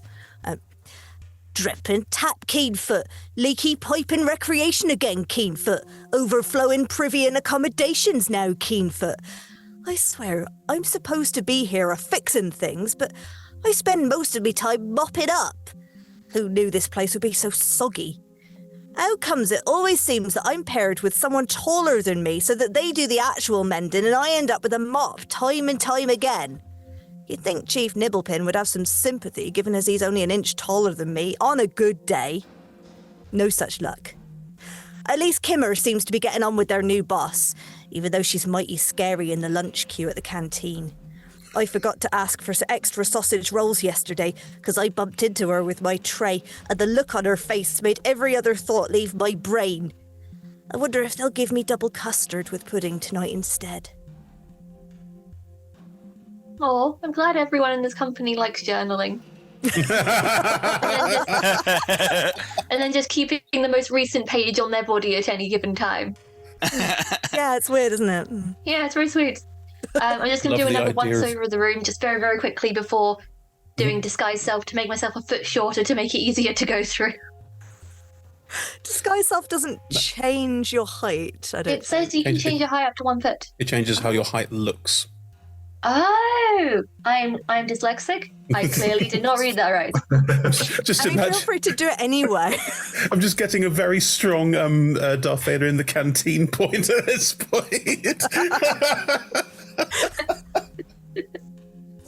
You'll need a tray. Does Ingress actually change her size to look a foot shorter? No, That's fine. I'll save that trick for later. All right. Okay, and Save then it I for will, when people might be there to see. and then I'm gonna go, but I'm not gonna close it behind us. Oh. Sure. Fair enough. Leaving secret doors open. I know. Outrageous. Garnet, as the largest person in this group, could you please make me some kind of shuffling through this secret passage check? Ah, yes, I have that skill right here, right next to I will not fit check. Shuffling check. I'm happy for this to be athletics, or if you can argue it being dexterity. I mean, you're not doing flips and spins down this No, corridor. trying to but- squeeze my body into different types of angles and positions, and I can see Augury up ahead sort of being really flexible and all of that, and I'm like trying to copy. Sure can. It's just my arm is restricting me. Do we hear a faint? That was See what the roll is. that's a natural 20 for 27. Hey! Incredible scenes. Yeah, I mean, Grunak, you're behind Garnet, and you might have had doubts as to whether he could make it through this passage neatly, but it's impressive. It is a sight to behold. Nice. All right. So you all make it through. It probably takes about 5 minutes. You are a little slower, Garnet, than those that are smaller, but so obviously slightly hold up Grunak and Ingress, but it's all fine. You'll make it through fine.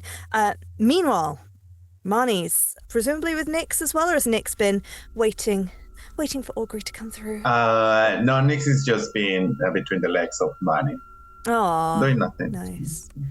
Do you continue then, Marnie's, to go into the mess hall, or do you stop for scritch time? No, I'll go into the mess hall. Okay. Had Nix goes belly up. Please. I'll Sorry, get the pet. Marnie's a cat person. Chris fucking hates cats. So fuck this cat. I want to know what's in the mess hall. I'm looking for sausages. Sure, I think it's sure. I think it's silly, but everyone else seemed to think it was really important. So Marnie's is on a sausage hunt. No worries. So, whilst everyone else is scooting through the vents, Marnies, you head into the mess hall. There is a short corridor, and as you go into that corridor, on the way into the mess hall, there is another poster on the wall that is, again, it's that sort of Art Deco stylized picture of Gregarious looking really smug again, and underneath it just says, "The Nexus of Innovation." It's so inspirational. Marnie will quietly say under their breath, "Doesn't mean anything," and we'll just keep going.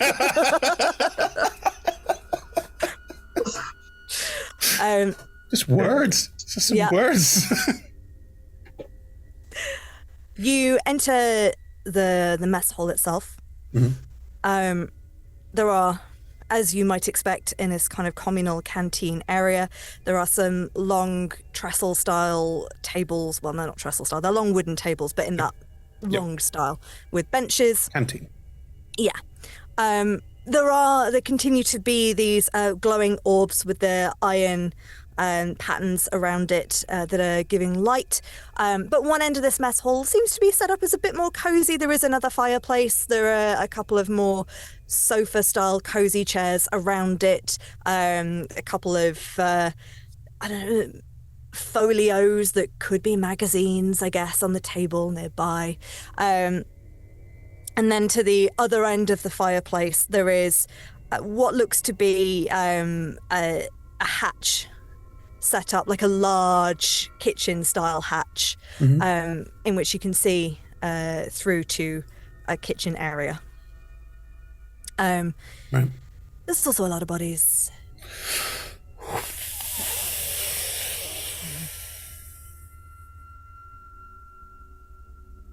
There's Are you gonna... Sorry. There's no food on the tables or anything. On the table, so there's... It looks like at the time that this room was decimated, there were not necessarily people sat at the tables eating. They might have been like... When I say a lot of bodies, it's not the room is full as if it was at lunchtime that it had happened. There's maybe a few bodies that are sort of scattered about, and it looks like maybe they were packing up. Right. So it's like these are the stragglers from breakfast. Right.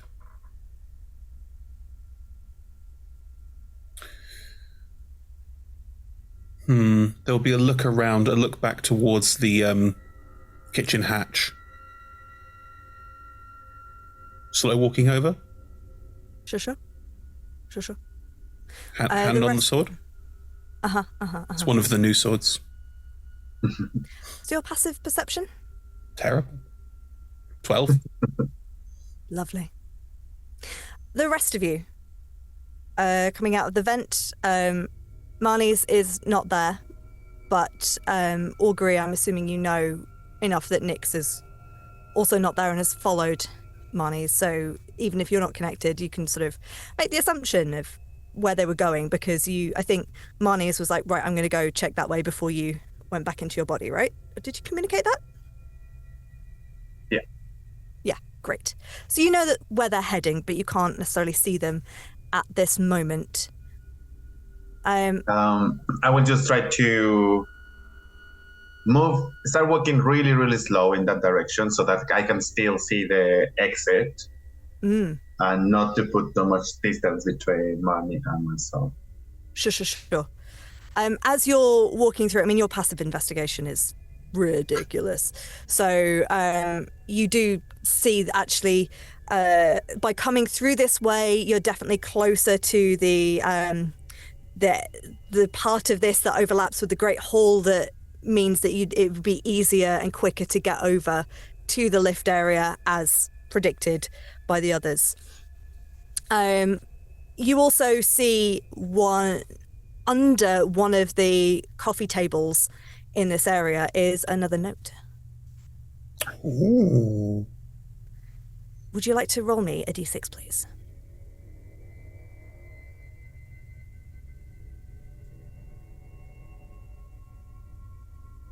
One.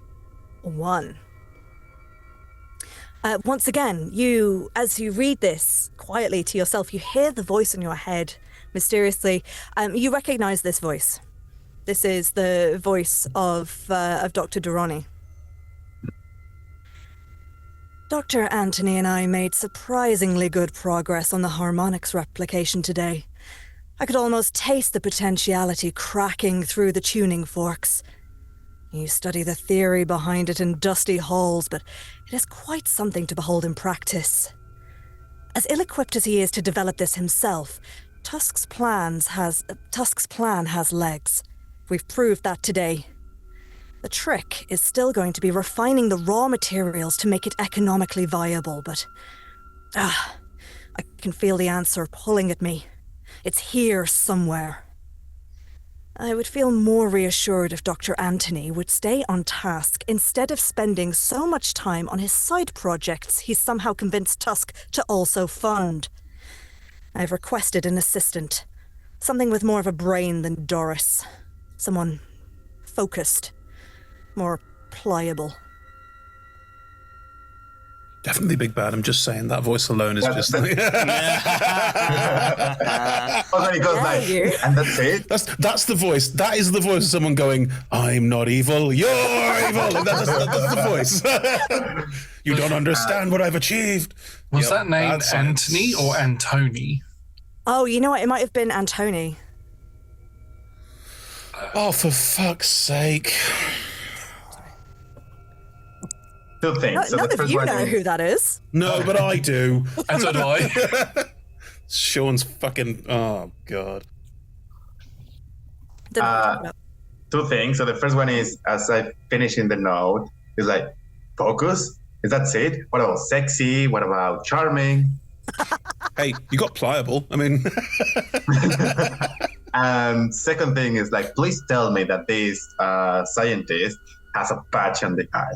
Because that's the only thing that I was like. And a claw for a hand. I don't know, just played by Mads Mikkelsen Yeah. for some reason. Yeah. When you met her, she did not have a patch over the eye. Oh. I will suggest, like, have you considered I will give you like the edge that you need? Not that you don't have it, but So during your interview, where she wanted someone more pliable and useful, you spent the we're talking about how does she wear an eye patch for no reason? Okay, good. I mean, she had great like purple hair with a gold streak. It was very cool, but no eye patch. Definitely Big Bad. Too much time's been spent on her design. This random NPC who is more detailed than every other one. It's fine. Sure. Augury, you've read your letter.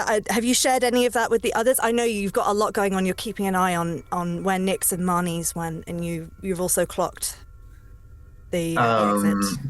I will share the note later, but I just want to keep. Oh, guys, can you please hurry up? Hurry! And I will actually. I'm gonna risk a head bump into the floor, but I'm gonna switch into Nyx. Nyx is gonna stay there. So now we have 3 points. So Nyx is gonna keep an eye on Marnie as I keep moving to Nyx and keep an eye on the exit. Great. How many times can you walk into Nyx per day, by the way? Anytime.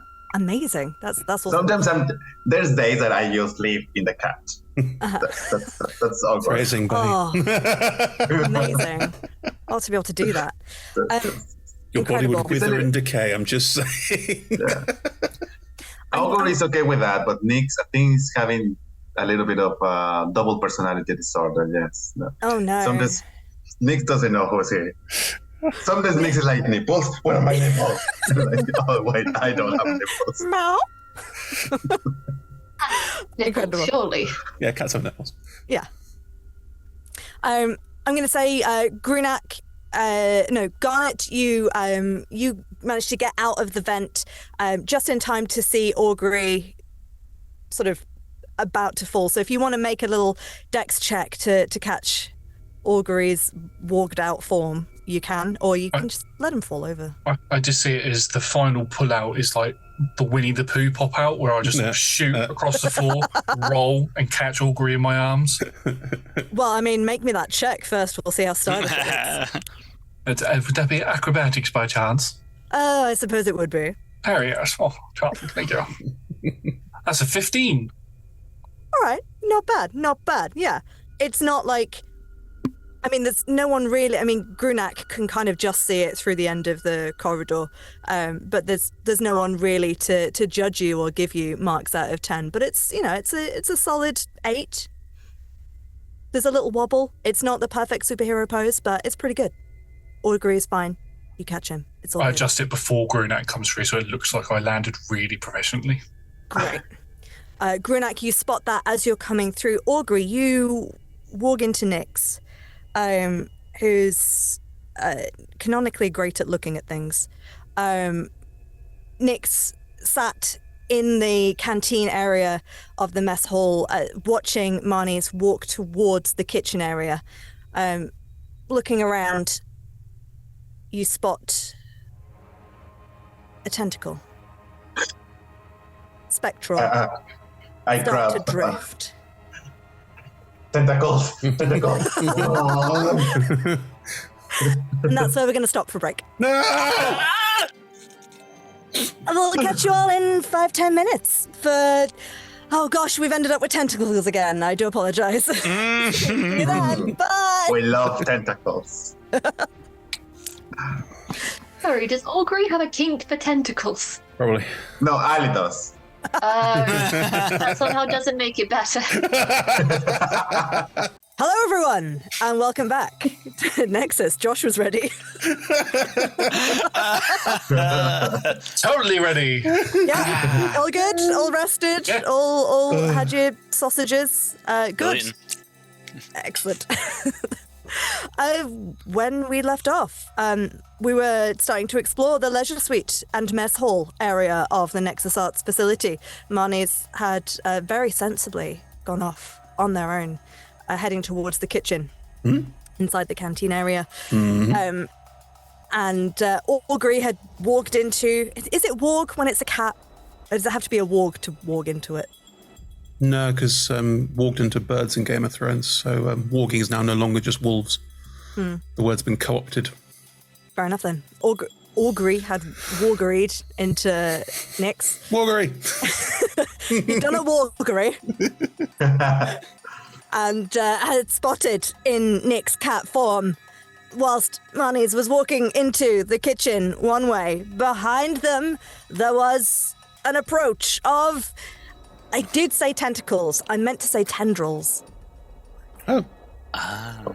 Sorry for that that bait and switch there. Tendrils that, well, to be fair, they do act a bit like tentacles. Sort of come out of the wall. What is a tendril if not a planty tentacle? Yeah, it's just Tentacle. flanty.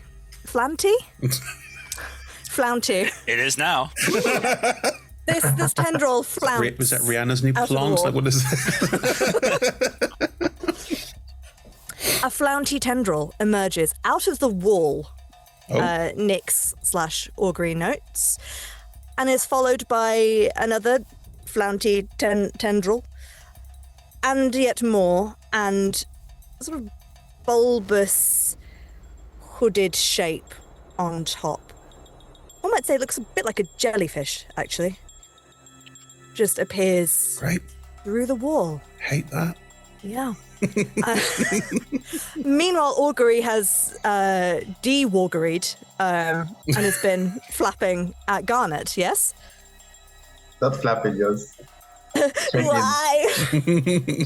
shaking your head.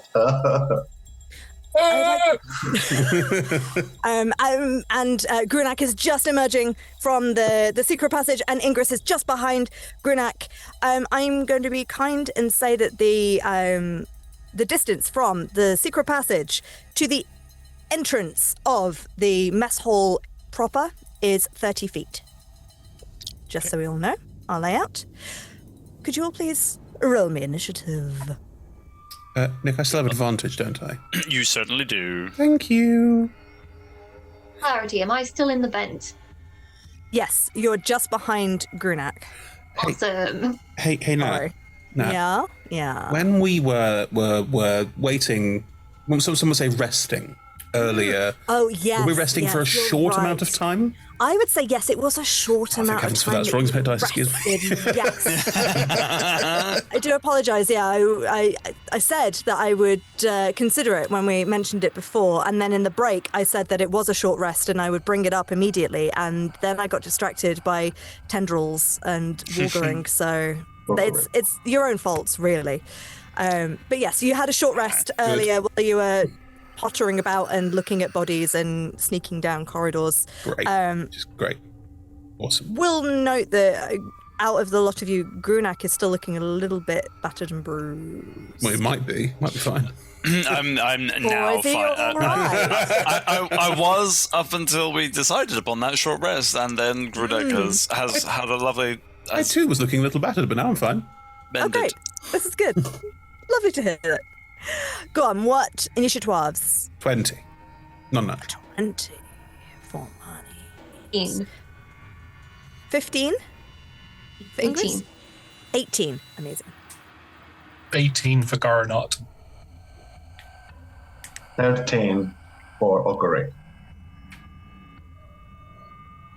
6. Oh, clerics. I've come out of that secret tunnel before any of that's happened. I've turned around to find Ingress and be like, "Come on, I'll help you out the other end. Don't worry, on you go." And I've got my back to everything that's happening, so I have no idea what's going on. Just a bobbing arse. Yeah. There you go. Imagining the behind you, I can just see like tendrils menacingly going down. Why are you You looking at don't me like have that? line of sight from where you are, Ingress, because you're the exit to the secret passage is looking at the opposite.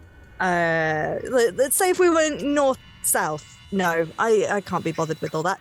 Basically, you'd have to turn right and keep going down the corridor to get into the mess hall from where you are. So you don't have line of sight, I'm afraid. But you could probably see Augury flapping in Garnet's arms and saying something about tentacles. That's not out of the ordinary, though, is it? So, you know, no need to panic then. When in Rome. Now, Marnies, it is your turn first, but What? before that happens, to give you the benefit of the doubt, could you please make no, I will be nice. Please make me a perception check.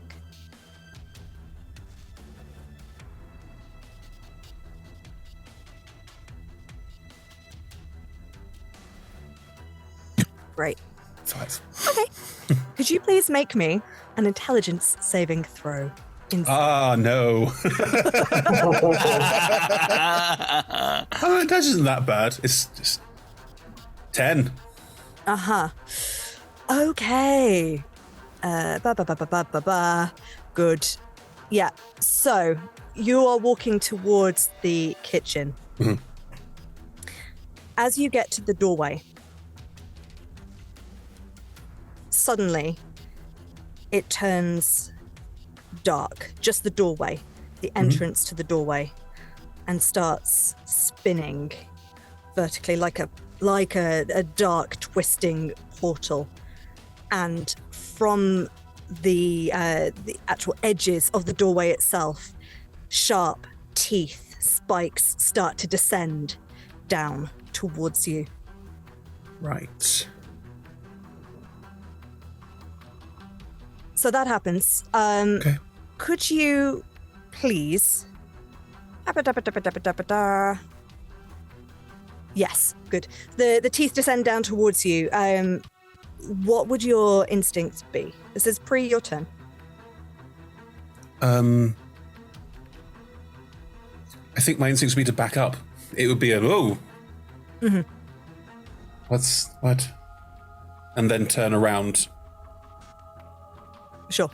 The doorway, as you start to back up, comes out of the stone in Shit. which it was encased and tries to chomp down upon you. Okay. Could you please take 3 psychic damage? Yeah. It's an angry door in here. Help! And as you turn around, you angry door behind you, but you also see this jellyfish-like creature that and hear Augury down the corridor going, it's a tentacle. Okay. It is your turn. Is there a you said there was a hooded central point of mass for this thing? Yes. Right. Can I leap forward, rolling under the tentacles to avoid them, and then stab up into it? This attempt. Yes, I would say so. You could try. Give Give me a roll for that. Give me a roll for that. I will. Standard attack roll. A standard attack roll. Is the sword I believe- picked up from the armory anything special, or is it just a bog standard sword? As far as you can tell, it handles exactly the same as your sword. Right. It's a 9 to hit. I am afraid that does not hit. Cool. I get 2 attacks, so I will attack again. And then I will think about my bonus action. I will think about the decisions I have made to get to this point. 15? That will hit, yes. That. 10 points of, it's slashing, but stabity upping into the creature. Great. 10, you say? Yeah. Fabulous. And as a bonus action, again, I don't think Marnie's realised this has happened, but an echo is standing near the door on the far side of the room, just watching this happen. To a point where all of you could probably, when you're into the room, see it. It's just stood there, leaning against the wall with its arms crossed, watching this happen. Oh no. Right. Doesn't do anything. No, it can't. That is my turn. Fair enough. Good. So yeah, I think the initial attack, you're still like, I better do this. I better dive out of the way carefully so this door that is following me does not continue to attack me. And then you do manage to roll around and stab up. The jellyfishy type creature just doesn't seem to. I mean, you definitely felt like your sword made purchase, Right. but it doesn't respond in a way that you cognizes it cares. Okay. Maybe. Good. Augury. No. Garnet. You've heard. You have Augury in your arms. Talking is a free action. Tentacles. Why is it whenever I'm in these sorts of situations, there's always bloody tentacles around? And I'll place Augury down, not just outright drop them. I'll place them down and go to stand up. My hand sort of touches a nipple as I get up, and I go, sorry. I'll see Marnie fighting over there, and I will run towards the fight. I'll draw the sword and shield, not my one, the crappy looking stuff that we've picked up from the armory. It's a bit uncomfortable. And I will charge in and I will begin to help Marnie by attacking twice. You would see my echo by the door, just not getting involved in the fight at all. I'll go to take a swing and see it and sort of be a bit put off by the fact that it's there. So if that's all right, can I make the first roll with disadvantage? I mean, feel free. I will say, because you and Augury were further into the room, I'll give you the benefit of the doubt and say that you were further into the room to the right, which means that you do have the distance to get that. So from the secret passage, it was 30 feet to the entrance of the room, but because you were further into the room, you can go that little bit further and get to the creature. Here you go. So my first roll is... Oh, wow, that was a 5 and a 4, so that's an 11. That does not hit, I'm afraid. So distracted by this boss-looking shadow. And Excuse me, by my nipples. as I Yeah, miss, sorry, and yeah. by the nipple as well. There's a lot of sensory distraction happening right now. It's too much for Garnet to handle. I'll spin the blade around and go for a jab for the second attack. Sure. Oh, that's better. That's a 23 to hit. That will definitely hit. And I shall roll some damage. That is 9 points of piercing damage. Fantastic. And then, as my bonus action, I will look over to Marnie and I will shout something. No, I'm just pointing this towards the creature and I'll just say, "Oi, why don't you come and get me, you piece of blubbery crap?" And I am going to use my bonus action to use my Fey gift, and it is Spite. So, till the start of your next turn, the first time the creature you help, and I'm helping Marnie, hits a target with an attack, that target has disadvantage on the next attack roll it makes within the next minute. Say that again. If I hit with an attack, it The has thing you attack. disadvantage. Yeah, the thing I attack has Right. disadvantage. on the Yeah, next it's worded, roll. it's worded really weirdly. Amazing. Incredible scenes. I don't think this creature, it doesn't respond in a language that you can comprehend, but it just kind of shifts and kind of just it's not like it's wiggling its tentacles at you in a acknowledgement of what you're saying. It's just sort of, oh, you're also here, is maybe what you get from this jellyfish type creature. That is my go done. Great. Ingris, you have Grunak's ass right in front of you, I'm afraid. Bruna, can you move? There seems to be some noise going down the corridor. Oh, right.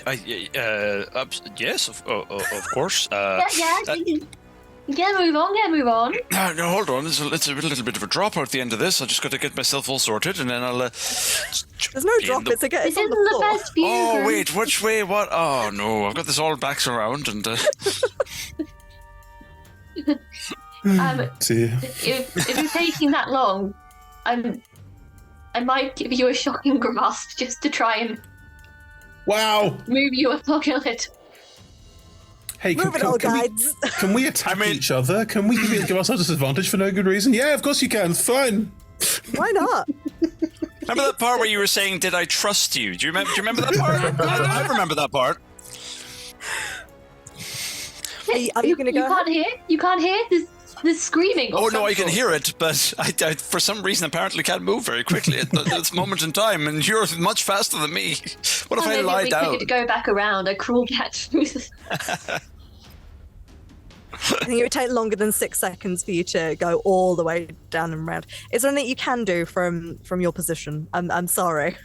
No, I can't see anything that's going on. I can't get past Grunek. Do you want the boring rules answer? You can shove him. He can choose to fail because it's a contested ability check, which means you shove past him and then you can move past him. It does take your action, I was willing to shock though. and grasp him. I don't know why I'd have any hesitation about Shocking shoving. grasp. Shocking grasp.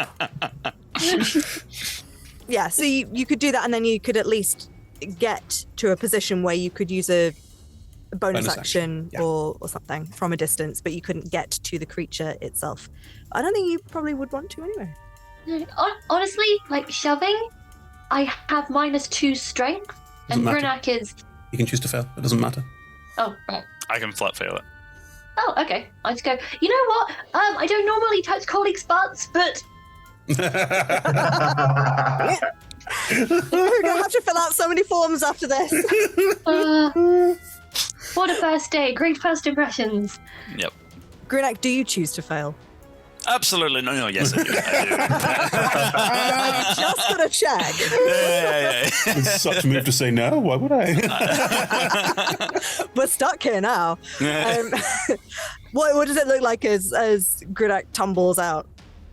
Are you being deft about this, or is it just a heap that Ingris? No, is it's clambering definitely over? just like you he being was deft. he was getting close to like getting himself out of the at the end of the thing and was just calling over his shoulder to be like, "Don't worry, sort this out a second. So he's like half looking back and hands on either side, and you just give him a shove. So he just kind of bump straight down onto the ground and slides forward ever so slightly. Enough space for you to get out, but he is in a heap.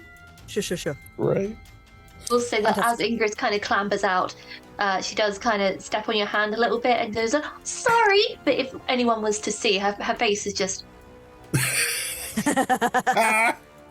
Oops, my bad.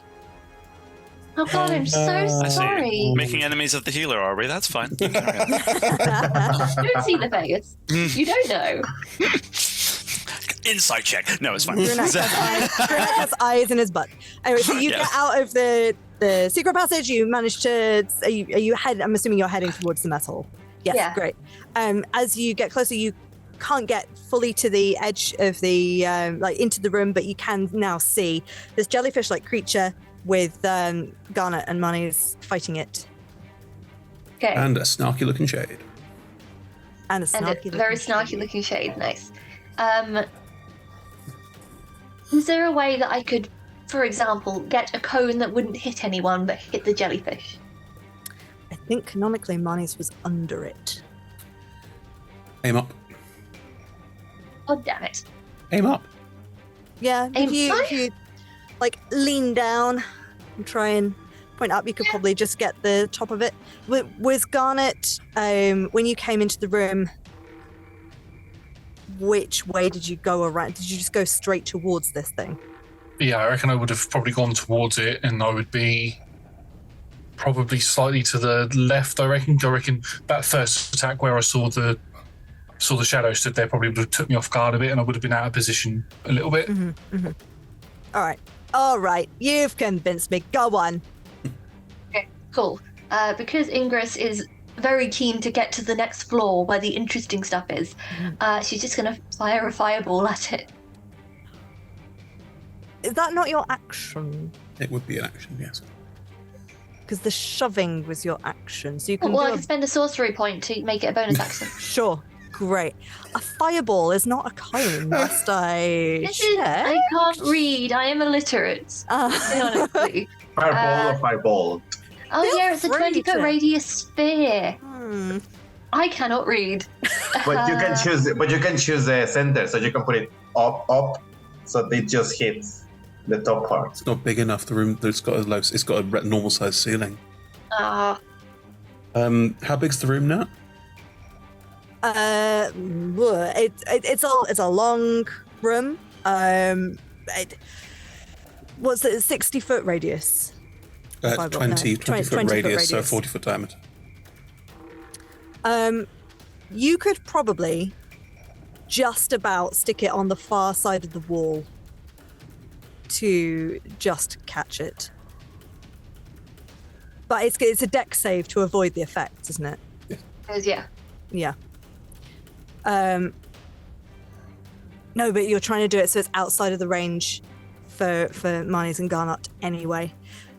This may I be would doomed. say it's wide enough that you could maybe just get it on the edge. However, I would maybe ask Marnie's and Garnet to make a dex save with advantage. Ooh. Because you're right on the edge of it to get out of the way and it still catch this thing. Yeah. Oh, Just- I will go for it then. I don't trust you. Oh, Alec? Caveat: even if you pass the save, you still take damage. Remember, But it's hard. just half. Oh, that's a good half point. damage, but Yeah. it is still Because a you, D6. you don't have evasion or anything. No. Keep that in mind. So we either take full damage or we take half, guaranteed.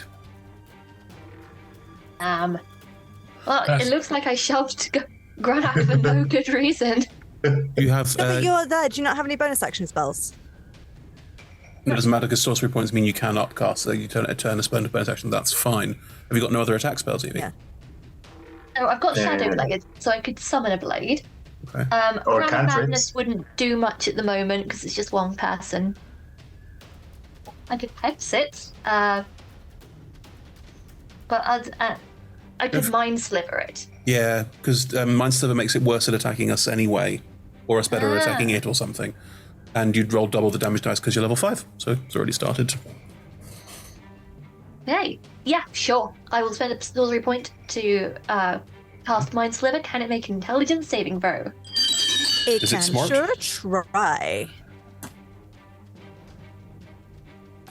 Turns out no. That's a 5. You know, that doesn't pass.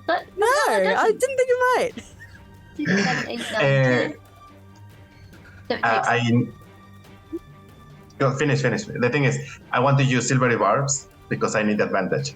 So I can only make it worse. So I'm gonna cast silvery barbs. Can you please roll again and keep the lowest? No. Nat. Sneaky meta bullshit going on. Yes. Don't you keep the highest? You always keep the highest. No. So silvery barbs, it's like rolling with advantage. You give disadvantage So I'm gonna give disadvantage to the monster, please. to give yourself advantage Okay. on something. Okay. Cute. Still metagaming bullshit, but It's I will. cute is what it is. Yeah. I mean, this time it rolled a 9, so it fails either way. I'm sure. takes 10 psychic damage, Yes. and it will subtract 1d4 from its next saving throw. Ooh. Yeah. Please remind me of that because I might forget. 10 psychic damage, you say. The physical attacks that it took from Marnie's and Garnet, you get the sense that, yes, obviously, sword met some kind of flesh and hacked away at something. The psychic damage, it does kind of. There's a weird, like, it doesn't have vocal cords, but there is definitely a disgruntled flopping. Yeah. It does not look happy. Is that everything, Ducky Ingrid? for it. Yeah, that's literally everything I can do this turn. Sure thing. Augury. With Augury. your advantage. Sorry. I'm just gonna get a little bit close. Not too close, just like 5 feet. And then I'm gonna cast Witch Bolt at 2nd level. So that's a spell attack with advantage for a and Wow. karma is a bitch. 14. Well, 14 is its AC, so it just. Oh. God. I thought it was 15. I was like, I do deserve that. I do deserve that. So the monster is gonna take 12 points of lightning damage as I think like Augury concentrates some of the energy in his chest and maybe nipples, so making a triangle and then shooting Of at course. the base. And- 11, you say? Yes. And there is like it's like a concentration thing. So I feel like there is like a link, like a Tesla coil passing from Augury to the monster. Fantastic. This lightning, as it hits the monster, goes through it, but you notice a big arc of it shoots off out of it and goes elsewhere beyond the others as well. Interesting. Fine. And that is going to be my turn. All right, then. It is now the jellyfish thing's turn. Boo. Marnie's, the door with a void mouth and teeth moves towards you. It just sort of floats and just silently as well. It's weird. Like an It Follows door. Yeah. Great. Moves directly towards you and just chomps down. Could you please take me? Yeah. 3 psychic damage. Absolutely. I would just wail on the floor. I'm guessing everyone else just sees me wailing on the floor. Yeah. Yeah. Yeah. No one else can see this door. You and your phantasmal force. And the jellyfish creature disappears. There was nearby on the floor to where you were fighting it a minotaur in bear with In bear with? yellow. A minotaur in Bear a with yellow you. jumpsuit. And a bear. And a bear.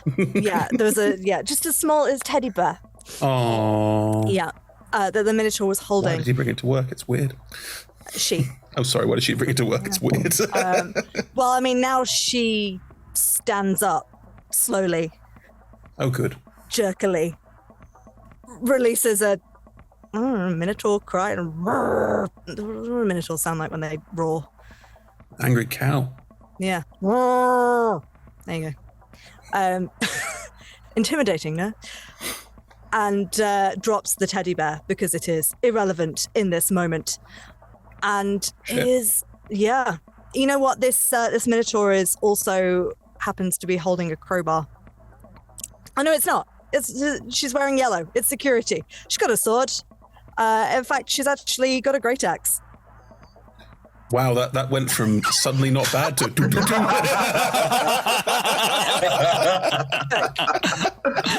I'm reading things slower than my mouth is going. It's difficult, okay? So, yes, then the Minotaur starts to slowly stand up, releases this cry, and pulls the great axe from its back, and is going to start snorting and looking at the two of you that are right in front of it. Let's see what's gonna happen. Hey. Oh. Garnet, does a 24 hit you? Yes. Yep. Silvery barbs. Oh. Again. Yes. Got his reaction back. That's true. And that's Here we it. go. Okay, well, that second one was a nat 20. Oh. It's a good thing you take the worst result. Yes, you take the lowest. Yeah. We'll keep the 18, shall we? And I'm going to give advantage to Garnet. Great. So that's going to take... So this giant axe cleaves down towards you. Could you please take 13 slashing damage? As it comes down to me, towards me, Roger comes out of the armor and has a little shield in his hand, and my entire body glows a white color, as I'm going to use my psionic protective ability, which I roll my psionic dice and add my intelligence modifier to reduce the damage by that amount, Nice. which is going to be... Oh, I reduce it by 8, so I take 5. Very nice. Fantastic stuff. Great. I believe that is... Yes. This not Minotaur does not get a bonus action. Oh, no, it does. It's done its big swing down with the great axe. And then suddenly it's all slightly deformed. It definitely... you've not really had time to examine her properly, but this Minotaur didn't look like she died from acid attacks like the rest of the ones you've discovered so far. Maybe something else turned up in here. Bones have definitely been broken, but somehow are still able to swing this great axe. She's then going to do another roar. Cow roar. Moo. But the head is going to turn complete 180 to look at Ingress. And just... Like the eyes look like they would be flaming, but they're not. Could you please make me a wisdom saving throw, Ingress? I can try. That's 11. Ooh, no, I'm afraid you are scared of this backwards head mooing at you. I wonder why. Who could have foreseen this? What gave you that impression? Very. Grunak, Wow. it's your turn. Great. I will pick myself up and dust myself off and shake off my sore hand that got stomped on by somebody. Who could have done that? I have no idea. I was sorry. And I presume by this point I probably recognize that something is amiss with this situation. And I will make my way towards... So everything is inside the mess hall itself, correct? I need to get there? Yes. Yeah. Great. I will move my 25 feet of dwarven movement to the as close to that entranceway as possible. Mm-hmm. Plonk my shield down, and I think what I'm going to do for this one is I'm presuming I can see this crazy minotaur and everything that's going on. You can indeed. So let's. It's the one with the head on backwards, shouting. Mm-hmm. Good. Thank you for the clarification. Just making sure that you know. Can I see this? Right, core blimey, that's a new one by my standards. Okay, and I'm just going to swing my warhammer, which is going to almost Thor-esque, but it's not on a thing. And it's going to start glowing on the end. You mean your crowbar? Oh, the crowbar. That's a very good point. I'm holding the crowbar. You can have your warhammer if you want. It's fine. Don't worry about it. Yeah, I want the warhammer. It's Okay, yeah, it's Gorm. Gorm needs me to have the warhammer. Sure. And the end will glow as I will fling it forward and Nice. send out a guiding bolt. That's my plan. So let's see if that hits. Let's see. That is a 23 to hit. Ooh, that will hit. Yes. This is just a first level, but that will be. It's not great. Only 10 points of radiant damage. Great. Do not knock it. My action. No. I mean, the Minotaur itself looks a little staggered by this. I mean, you can tell because the face is backwards, so you can see the surprise in its undead eyes. Amazing. And I'm just gonna, once I've flung that, I'll bring my hand round towards the symbol, the shield symbol at my chest, and say a little, Gorm, defend us and protect us against all ungodly evils, and send out a dome of twilight as I do my divine feature. Channel Divinity, there we go, which is not an action, no. So that's going to be that, and then I think is it on a bonus action I can do just quickly? No, as an action. Oh no, I can't do that. That is a Channel Divinity. Channel Divinity is. Sorry, I misread that. It says Channel Divinity no action, but then under the Channel Divinity Twilight Sanctuary it says as an action you present your symbol. So Sure. I move to do that, and I don't actually do anything with it. I'm just going to hold Start it. praying, Father. Yep, that's my bonus action. Praying. Fair enough. Just a little pray in the middle of, fair enough. Get ready for the next turn. Ready for the next turn. There we go. So, battlefield-wise, we have the backwards head Minotaur, Garnet and Mani's next to it. In the entranceway to this room, we have Ingress, Augury, and Garnet. Yes, and Nyx is a bit further back in the corridor. Nyx didn't do anything during that. They're just having a sit. Sure. I'd say, Manis and Garnet, you are obviously very focused on this Minotaur that is right in front of you. Who's got the highest passive perception? Kind of focused on this demon door as well. Yes, yeah, that is also there and an issue. Grunak, actually, as you begin praying, you catch out of the corner of your eye a lizard folk in a blue boiler suit starts to also rise up. This one is walking. Now, this is odd because lizard folk walk bipedally, but this one is walking like a lizard, but upside down. Being the Like crab? backward. It's crab walking backwards. Okay. Doing the exorcist. Yes, Yeah. exactly. But it takes you a second to be like, that's just a very large lizard. No, there's something wrong here. As it does that, climbs backwards up a table, and then stands up bipedally, twists its torso round. Awful. Could you also please make me a wisdom saving throw? Yes, I can. How does a 14 work for you? Oh, how does a 14 work for me? It passes. You're fine. Yes. Yeah. I've seen scarier things in my sleep. Fantastic. Tell me, Grunak, does Grunak, you're wearing armor, Correct. I am wearing armor, yes. Yeah. What type of armor? Chainmail? Yes. Yes. As you're praying and you notice this lizard folk and you sit there going, well, that's odd, but not very scary. You suddenly notice things are starting to get little hot.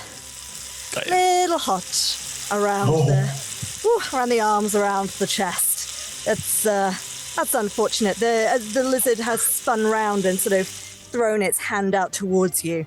Could you please take me a mere 3 fire damage as this lizard folk has cast heat metal on your armor? I shall, and I'm not happy about it.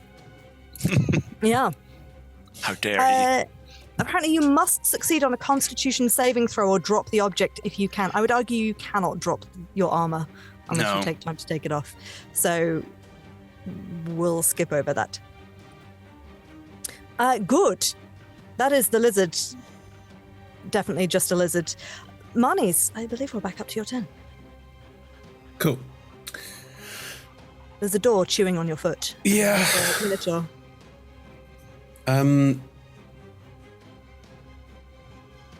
The incarnation by the door, with its arms crossed, watching all of this, will just shake its head slightly and will then straighten up, run forward, and do a leaping dive to stab down into the Minotaur, and in doing so land on the far side of it. That's the intention anyway. Fantastic. So I'll use Unleash Incarnation your for attack that. roll. Thank you. Come on now. Should be advantaged if that's the first attack against it because of Guiding Bolt. Oh, lovely. Well, so it's already definitely hits, but we'll see. Nat 20. Yeah. No, 24 to hit. Yeah, that definitely do it. For 13 points of damage.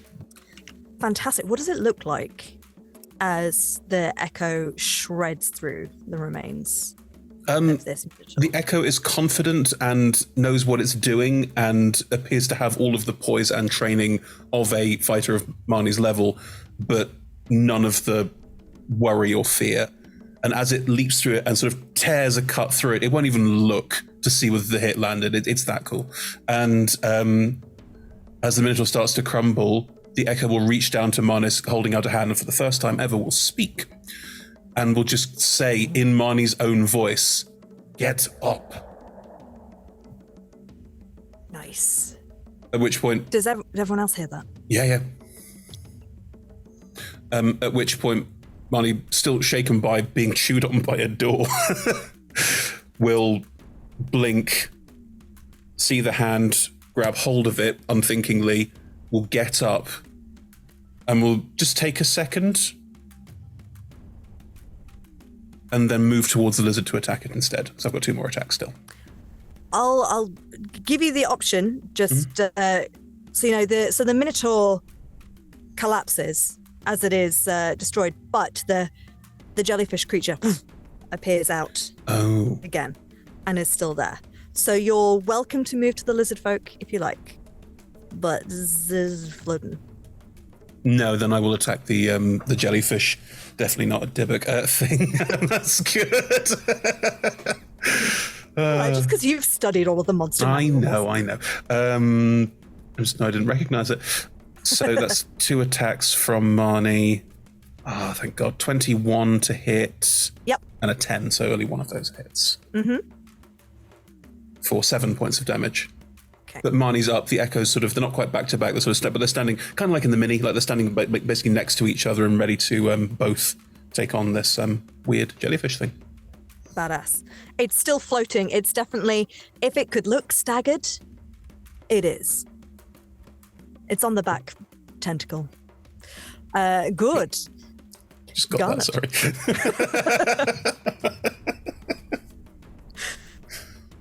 Garnot. Okie dokie. I really hope these sausages are worth it.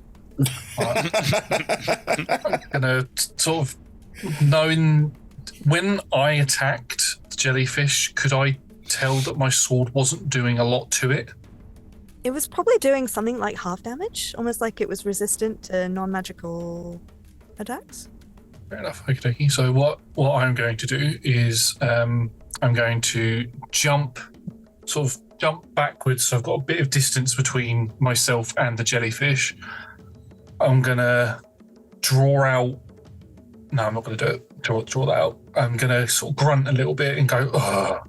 The rubbish shield that I have begins to glow the white color, and I'm gonna go, Marnie, be careful, here I come, and I'm gonna use telekinetic push to sort of like do like a massive shield bash into the creature. Cool. Nice. Try and knock it off kilter and hopefully knock it down. Cool. If there is need, there'll be a cool like dodge out the way. Maybe the echo goes one way, Marnie goes the other. Nice. So this is pushing the boundaries of the rules a little bit because there's no actual attack and there's no actual save because I'm using the shield as the thing that I'm propelling forward, and it's making contact with this, so it's completely up to you. So you're telekinetically shoving your shield with me attached to it, but you're holding onto it. Yeah. Okay. With the intention of, so what would be the effects if you were just telekinetically shoving the creature? The creature would have to be a willing creature for me to do it, and there'd be no save involved in it. So if it resisted, it wouldn't take any effect on it. But the intention that I've got is that I'm trying to knock it off kilter, knock it off balance on the floor or something. I will say it's kind of floating in the air. It's not like standing on its tentacles. But you can certainly, I think it sounds really cool. You can certainly like push it back away so it's not necessarily within like melee range of anyone. Yeah, I'll try that definitely. Yeah. Cool. So yeah, if you make me an attack roll with your dex like you would usually. Okay.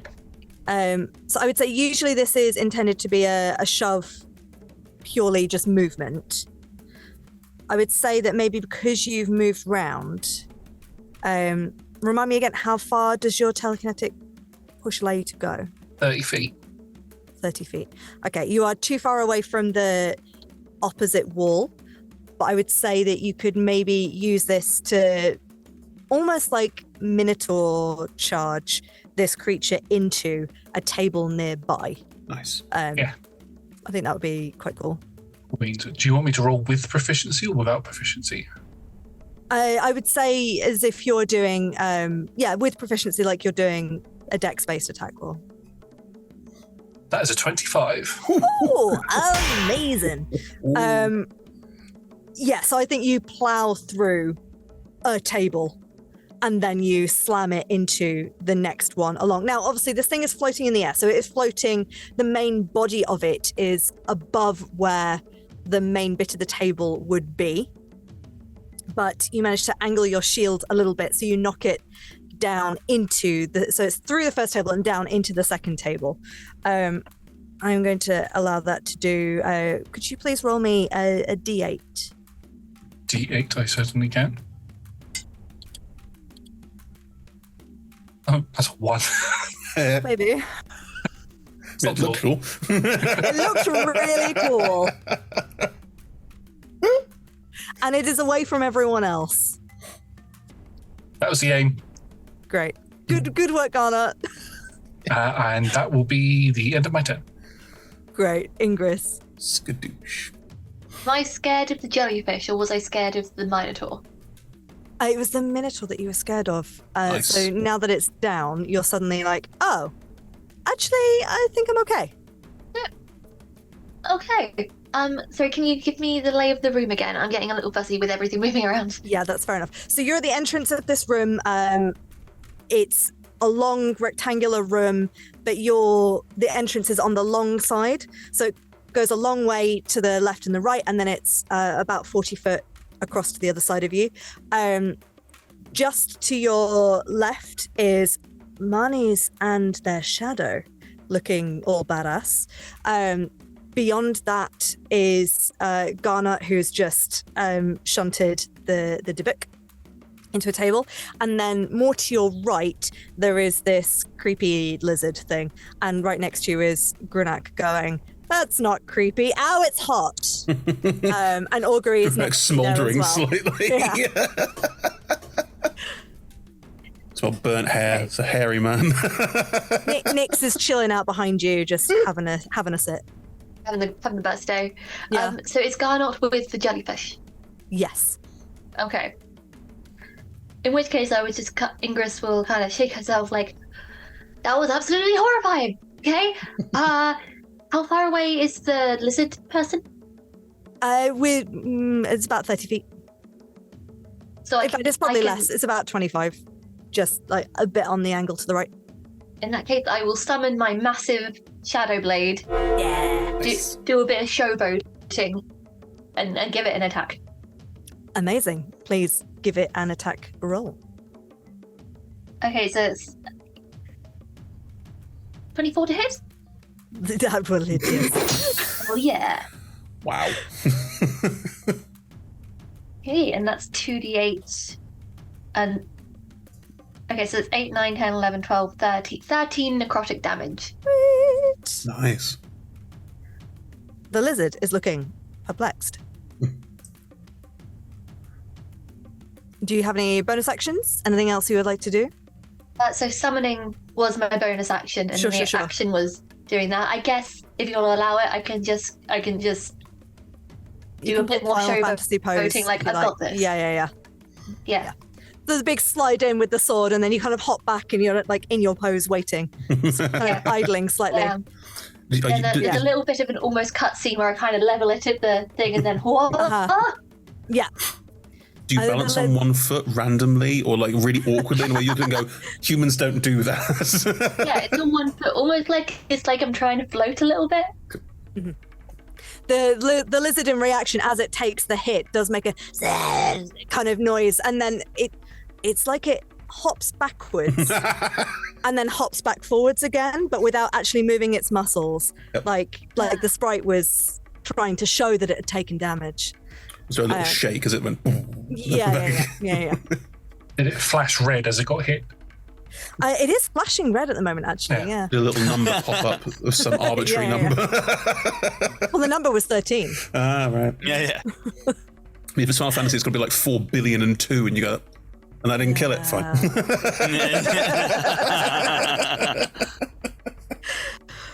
Great. Augury, it is your turn next. There is a jellyfish pinned to a table, and there is a disgruntled lizard. So, this arc still going on, and I'm going to actions. Oh my goodness, spells. Roll that damage for nice 20 points of lightning damage. Fantastic. Witch bolt is, it's already attached to the jellyfish. There's no chance that that's going to hit Garnet or anything like that, right? No. Fantastic. Garnet, you slam this creature into the table, and then suddenly it just is decimated by this lightning. So, like, what does it look like? Does it, for Augury, like, what does it look like as this lightning carves around? And it starts like going through, like creating a sort of shimmery electric static thing just all over the creature, and then it sort of like concentrates in one point and then just stop. Amazing. Well, that was shocking. Oh, mate. Garnot's he's the guy with the bad puns. That's like a shower of like little sparkles just right in front of you, Garnet. It's like little flashes of electricity and jellyfish entrails. They're just like. So Augury and Garnet have this moment with the fireworks, and Garnet just turns with his hair. It's pretty charming. For rain. Yeah. We were already shipping it. You don't need to like hammer it home. Bonus action. My hand is gonna take a ball bearing back that I have, and it's gonna move around the lizard and drop the ball bearings. Okay. How far can Augury move? Have you got the standard 30 feet of movement? This is But mage hand. that's my Mage hand. Your mage hand. How far can Yes. a mage hand move in 30 feet. 30 feet. Okay. Mhm. And where did you summon your mage hand? As I guess it's always like around myself.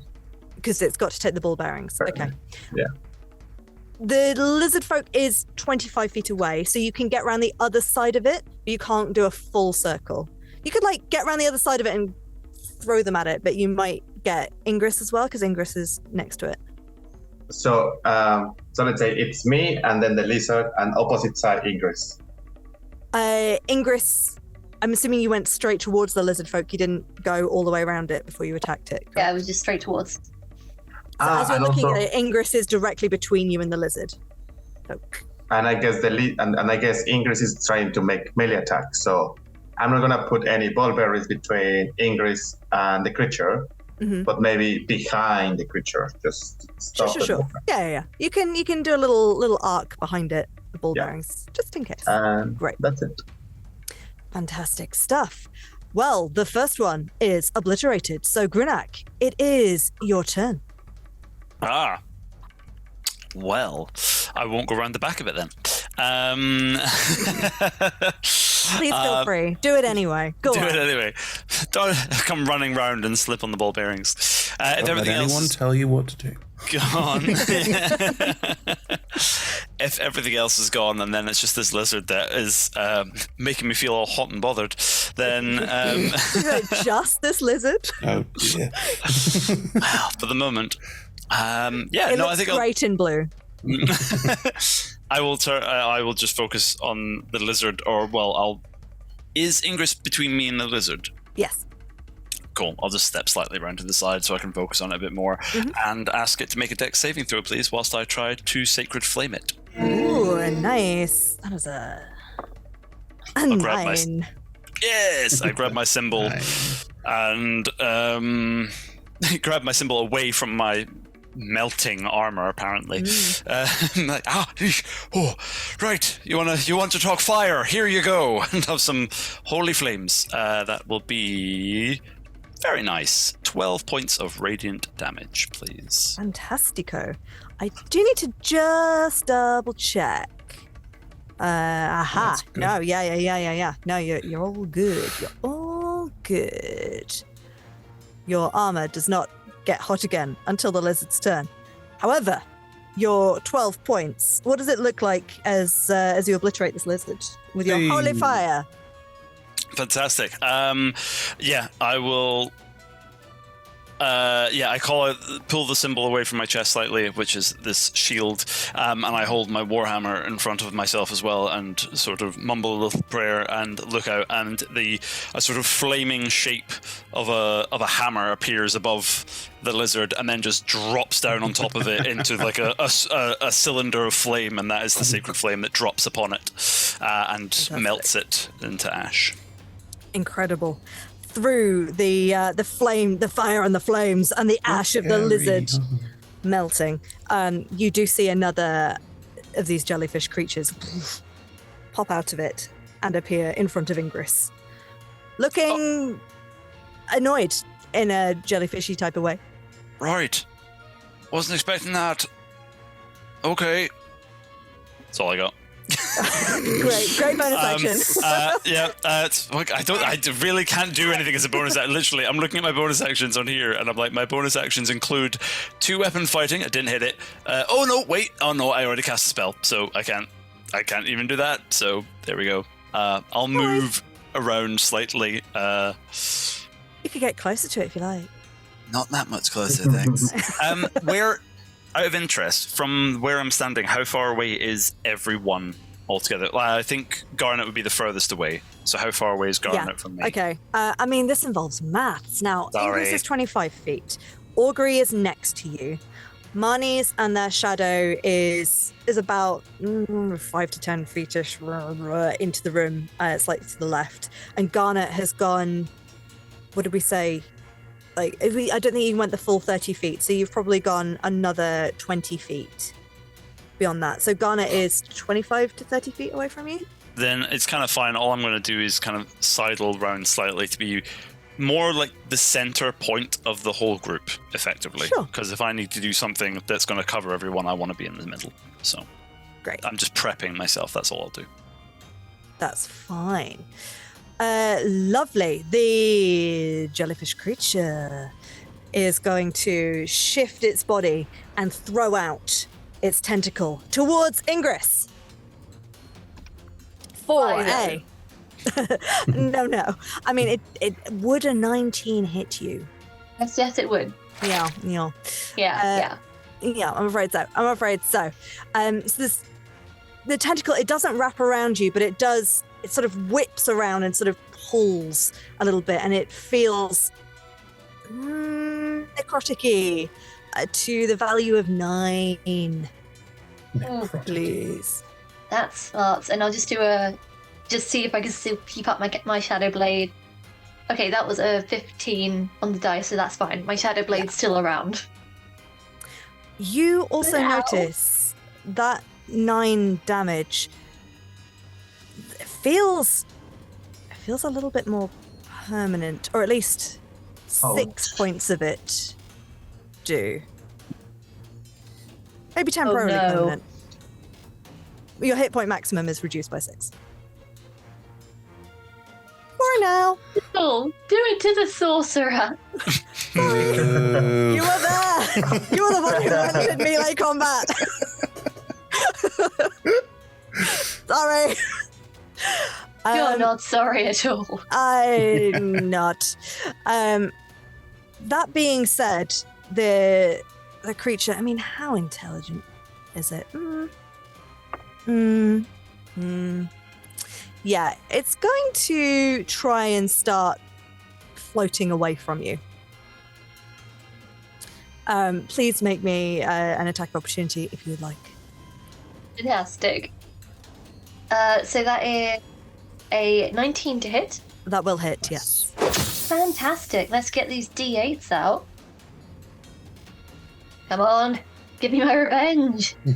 Okay, that's a 7 and a 6. So that's 8, 9, 10, 11, 12, 13 necrotic damage. Fantastic. Yeah. So it kind of starts a little bit, and then it continues floating. It's floating towards the wall at the opposite side of the room. I don't think it's going to go past anyone else. I'm afraid, Augury, sorry, it is floating, so it doesn't get tripped on your ball bearings. And actually, it is closer to that wall. It's just going to disappear into the wall. I believe we're now out of initiative. You can all sort of hold on for a second and wait to see if it comes back, but it doesn't seem to. As we leave initiative, the echo vanishes out. Does anyone say or do anything? That was a bit horrifying. Where's the demon door gone? Garnet never saw a demon door. I didn't see a demon door. Where did the other jellyfish go? I don't know. Oh, Manny, the demon door disappeared when the first one died. Yeah. How you looking there, Ingress? Yeah. Yes, Peachy, thanks for asking. Righty-ho now. I'm presuming Ingress doesn't look very good, so... Well, technically, now I'm only 3 off my max. No! Bright side. How you looking, Ingress? Peachy. Snark. I'm looking snark. It's good to see, even though that we've been battered to shit, that you still have a positive view on everything. Everything is sunshine and rainbows today. Now, can we get to the interplanar technology, please? Yeah. I feel like we Off the need key. to reassess and recover after this. I'm all right. Are Good you? for you. Do we need to wait for longer? Because if there's there's more things coming out the walls, then I'm not sure we have any time. If it's going to come back out of the wall, then we're going to have to deal with it, but I don't know. Suppose if we can find like a side room and guard it. How bad is it? How are you out of spells? I mean, I still have a really last resort, a second level spell, but I don't think we can go through this like this. I think the problem we're going to have is the person that Grunak was talking to on the other end of the weird contraption-y thing might not be alive if we take too long. That is definitely a concern. That's true. I mean, We can always- I mean, it's a research lab. Maybe they've got something that helps with that. I don't know. Spitballing. Kind of shake herself a little bit, just out the snark. Let's keep going to make sure that they are still alive when we get up there. My situation's not going to improve much. I've still got some spells going. But I don't know, maybe an elevator will be a better place to rest. Who knows? Less walls for things to pop out of. Let's try to do it. Yeah, can I look for sausages, please? Sure. I mean, Marnie's had a brief look for sausages before and concluded that the kitchen might be the better place to look. I'll go to the kitchen to look. It's a 13. A 13 to find sausages. To Is find anyone else going? Or are you all just watching Garnet walk to the kitchen after you said, let's go to the elevator? Yeah, I'll walk to the door of the kitchen because the last time we let somebody walk off alone, tentacles. So I'm Sure. slightly scared of the door, so I'm going to, I don't know, like, find something to do. Marnie, can you help me to pick up my ball bearings? Oh, sure, love to. More than happy to help. Fantastic. Garnet, would you like to roll with advantage on your look? Because Grunak is there going, that's a sausage. Roll again. 13 was the highest I got. Okay. There's none immediately. That's a sausage. That's a sausage. There it is. In the end, we got there. Looks like we made We can die now. Yeah, that's fine. End of the series. That's all you need to see. Quest completed. Sausages have changed. Let's go back upstairs. As you enter the kitchen, the work surfaces have generally been cleaned, as we said before. They'd sort of started packing away all the breakfast things. There are, again, a couple of corpses on the floor. These ones are wearing chef whites. One is another tabaxi, and there's an Aarakocra in there as well. The Aarakocra is lying next to an open lower cupboard, and the tabaxi is on their way to a large stone box at the back of the kitchen. Well, I can't see any sausages in here. I'll open the stone box just to have a look, but me neither. But It's surprisingly cool inside the stone box. Wow. It's like they were using it to keep things fresh. there are any And bagels? I said bagels. You all said sausages. I want a bagel. Nick, make me a roll for bagels. Roll me a D100. Great. Oh, great. roll for bagels. Bagel roll. That is a 54. There are bagels. Yes. Why? It's the worst thing to put sausages in. Why would they have these? There's also what looks like some smoked fish in here, some eggs, Alright, fine, they're classy. carrots. Cake. Is there cake? There is no cake. yes. Oh my I God. had a good nose for cake. I will. There's another box of oranges, though. I'll take an orange. Okay, great. They're definitely a trap, Josh. I don't know why you think this yourself. In proper Friar Tuck mode, I will grab 6 bagels and some fish so that everybody can have one, and I'm saving one for Kimmer. Kimmer. Get the cream cheese. Get the cream. And the cream cheese, of course. This is a smoked salmon cream cheese bagel, Not and I'm making it for everybody with capers. I love my good food. Sure. Come back out with an armful of bagels, like no, not in fight mode at all anymore. Just go, not anybody wants one? I got some. I think now's the time. Got to keep up your strength. Eat him in the elevator. I'm going to give the bodies a quick pat down as well, and then let everybody else do something. You've not made it to the elevator yet? No, but I'm going to pat the chefs down to see if they've got sure. Nothing on the chefs. Augury and Marnie's there while you're picking up all the ball bearings. Do you want to make me an investigation roll? I mean, Augury yours is 20, but I will roll would it. Marnie's be looking around at the others, or are you so focused on the ball bearings? Listen. Karma is a bitch. I roll a natural 1. For 11, but it's still natural 1. I'm so distracted with the ball bearings. I think if Augury's that distracted, like, is that someone just getting really intensely into it? Like, I think if you're that intensely like, I must get every ball bearing, I think there's Marnie's a bit like, shit, Augury really cares about his ball bearings and is being really meticulous, but like, I'll make sure I get all of them. I'll make sure I get that one, and that one was rolling away. That'll be bad for everybody. Like, getting too intense about it because Augury's so focused on the ball bearings. Yeah. I was actually like, in my mind, thinking of making the right question for Marnie. And probably was like not so clever, so I'm just gonna throw like, have you noticed this behavior of your shadow? Like, not that it's some of my business, but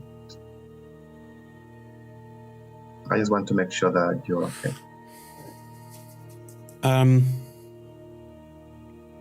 Yeah, but I don't know what it means. I don't know what it wants. It just started doing that, and it happened after a thing I was in where shadows were bad, and I'm really worried that it's bad, and I don't know what I'm gonna do. I'm just sort of hoping that it goes away. What if it doesn't go away? That would be bad. Because you're helping to protect your friends? Because it's something that you don't understand? Because it's something that triggers you?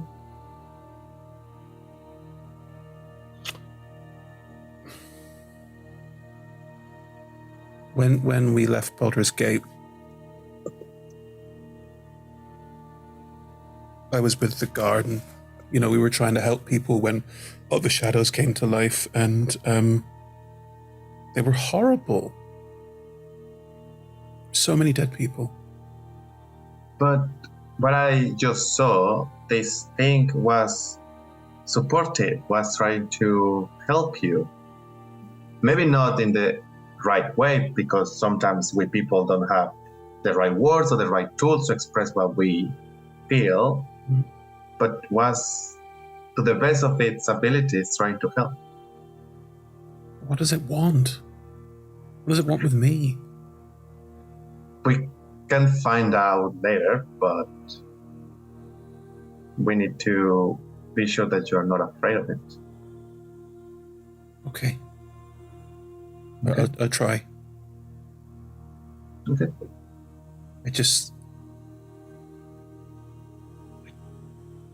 I don't know what it is, and I don't want to hurt anybody or anyone to get hurt because of me.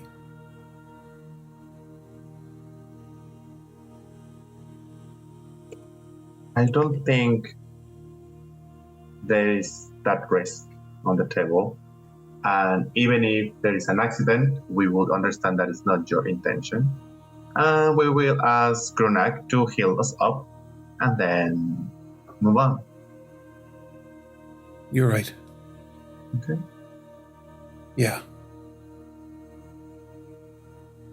Okay.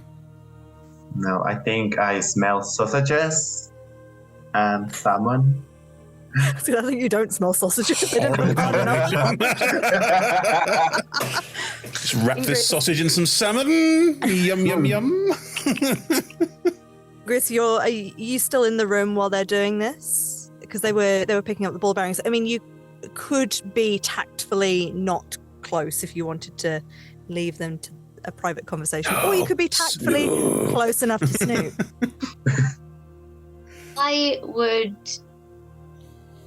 I'm probably a little bit pissed off at this point, so I think I actually just go away and I go and get a piece of paper and a pen and write my own exposition note.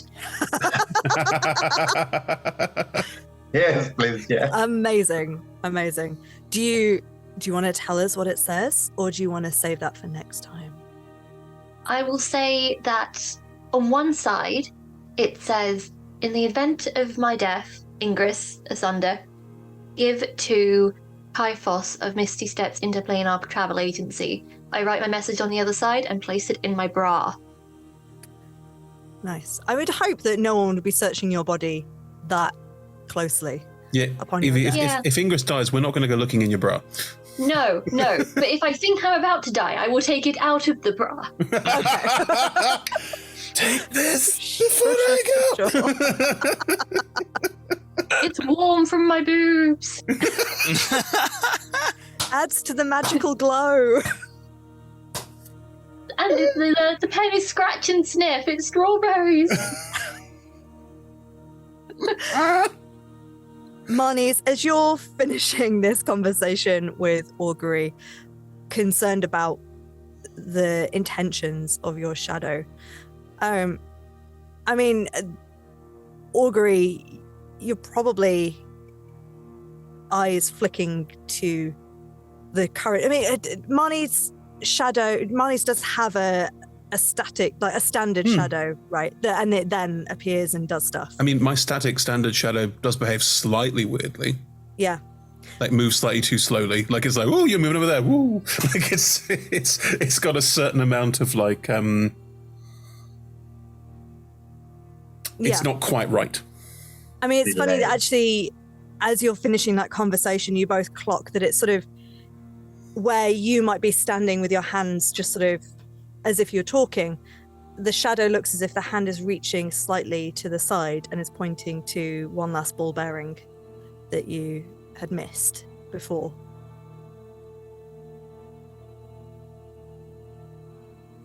Pick it up. Just helping.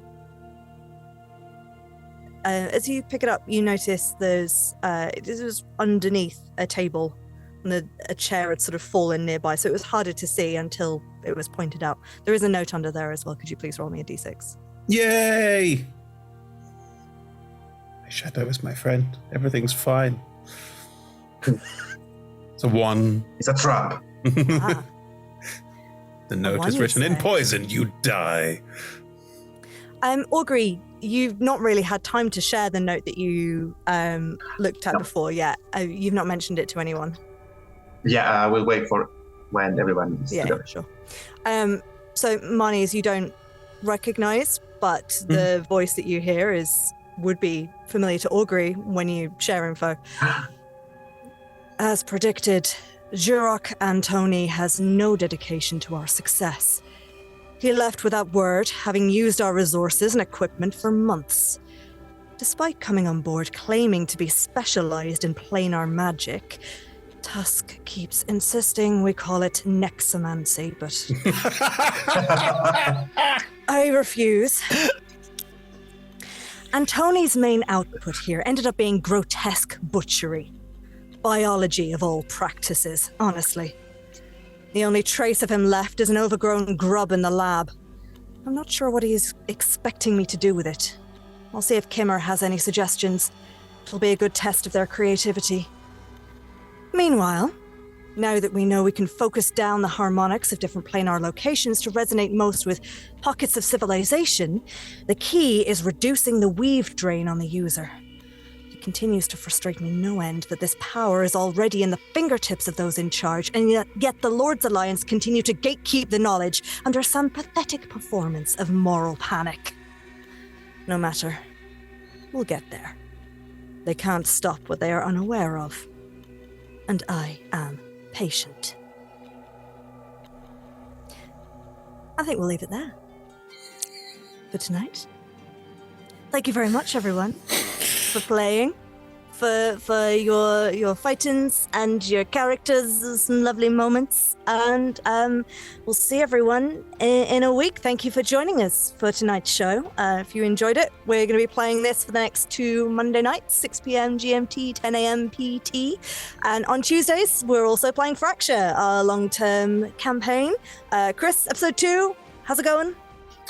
Yeah, it's going really well. They've just arrived on the strange new plane, so well, we'll see where they end up. It's this is fun because it's long running. I've not made quite as concrete plans as I usually do, so I've given a lot more free rein to let them fossick. So we'll see what happens when they fossick. Exciting. Incredible stuff. And then on Fridays we have our chat show, Talking as a Free Action, which I believe might be Josh this week with the lovely Garnot. So we'll see how he copes with the question dungeon or whatever the Poppet's version of that is. Yeah, what does Tom call it? I mean, the Poppet. The Poppet, definitely not Tom. I off the top of my head, I can't remember. Apologies, question Tom. Dungeon. Yeah, something. Sad boy. God, can't tell you. He has absolutely no memory of it. That's on Fridays. We chat to our players. We put them in fantasy situations. It's good fun. All of these shows are streamed at twitch.tv/rolltogetherrpg. You can find all of our content archived. You can find the archives on the YouTubes. Look for Roll Together RPG. There's also podcast versions of all of our shows. You can find them everywhere on your podcast apps. Thank you very much to our D20 Club on Patreon. You're all fantastic. They help support everything that we do and help us do things like run a wiki and a Discord. And you can be as cool as they are by looking for us on Patreon and supporting us from as little as one of your local currencies per month. And yes, we can also find us on social media, Roll Together RPG. Thank you very much to all of our sponsors and supporters, and we'll catch you next time. Bye.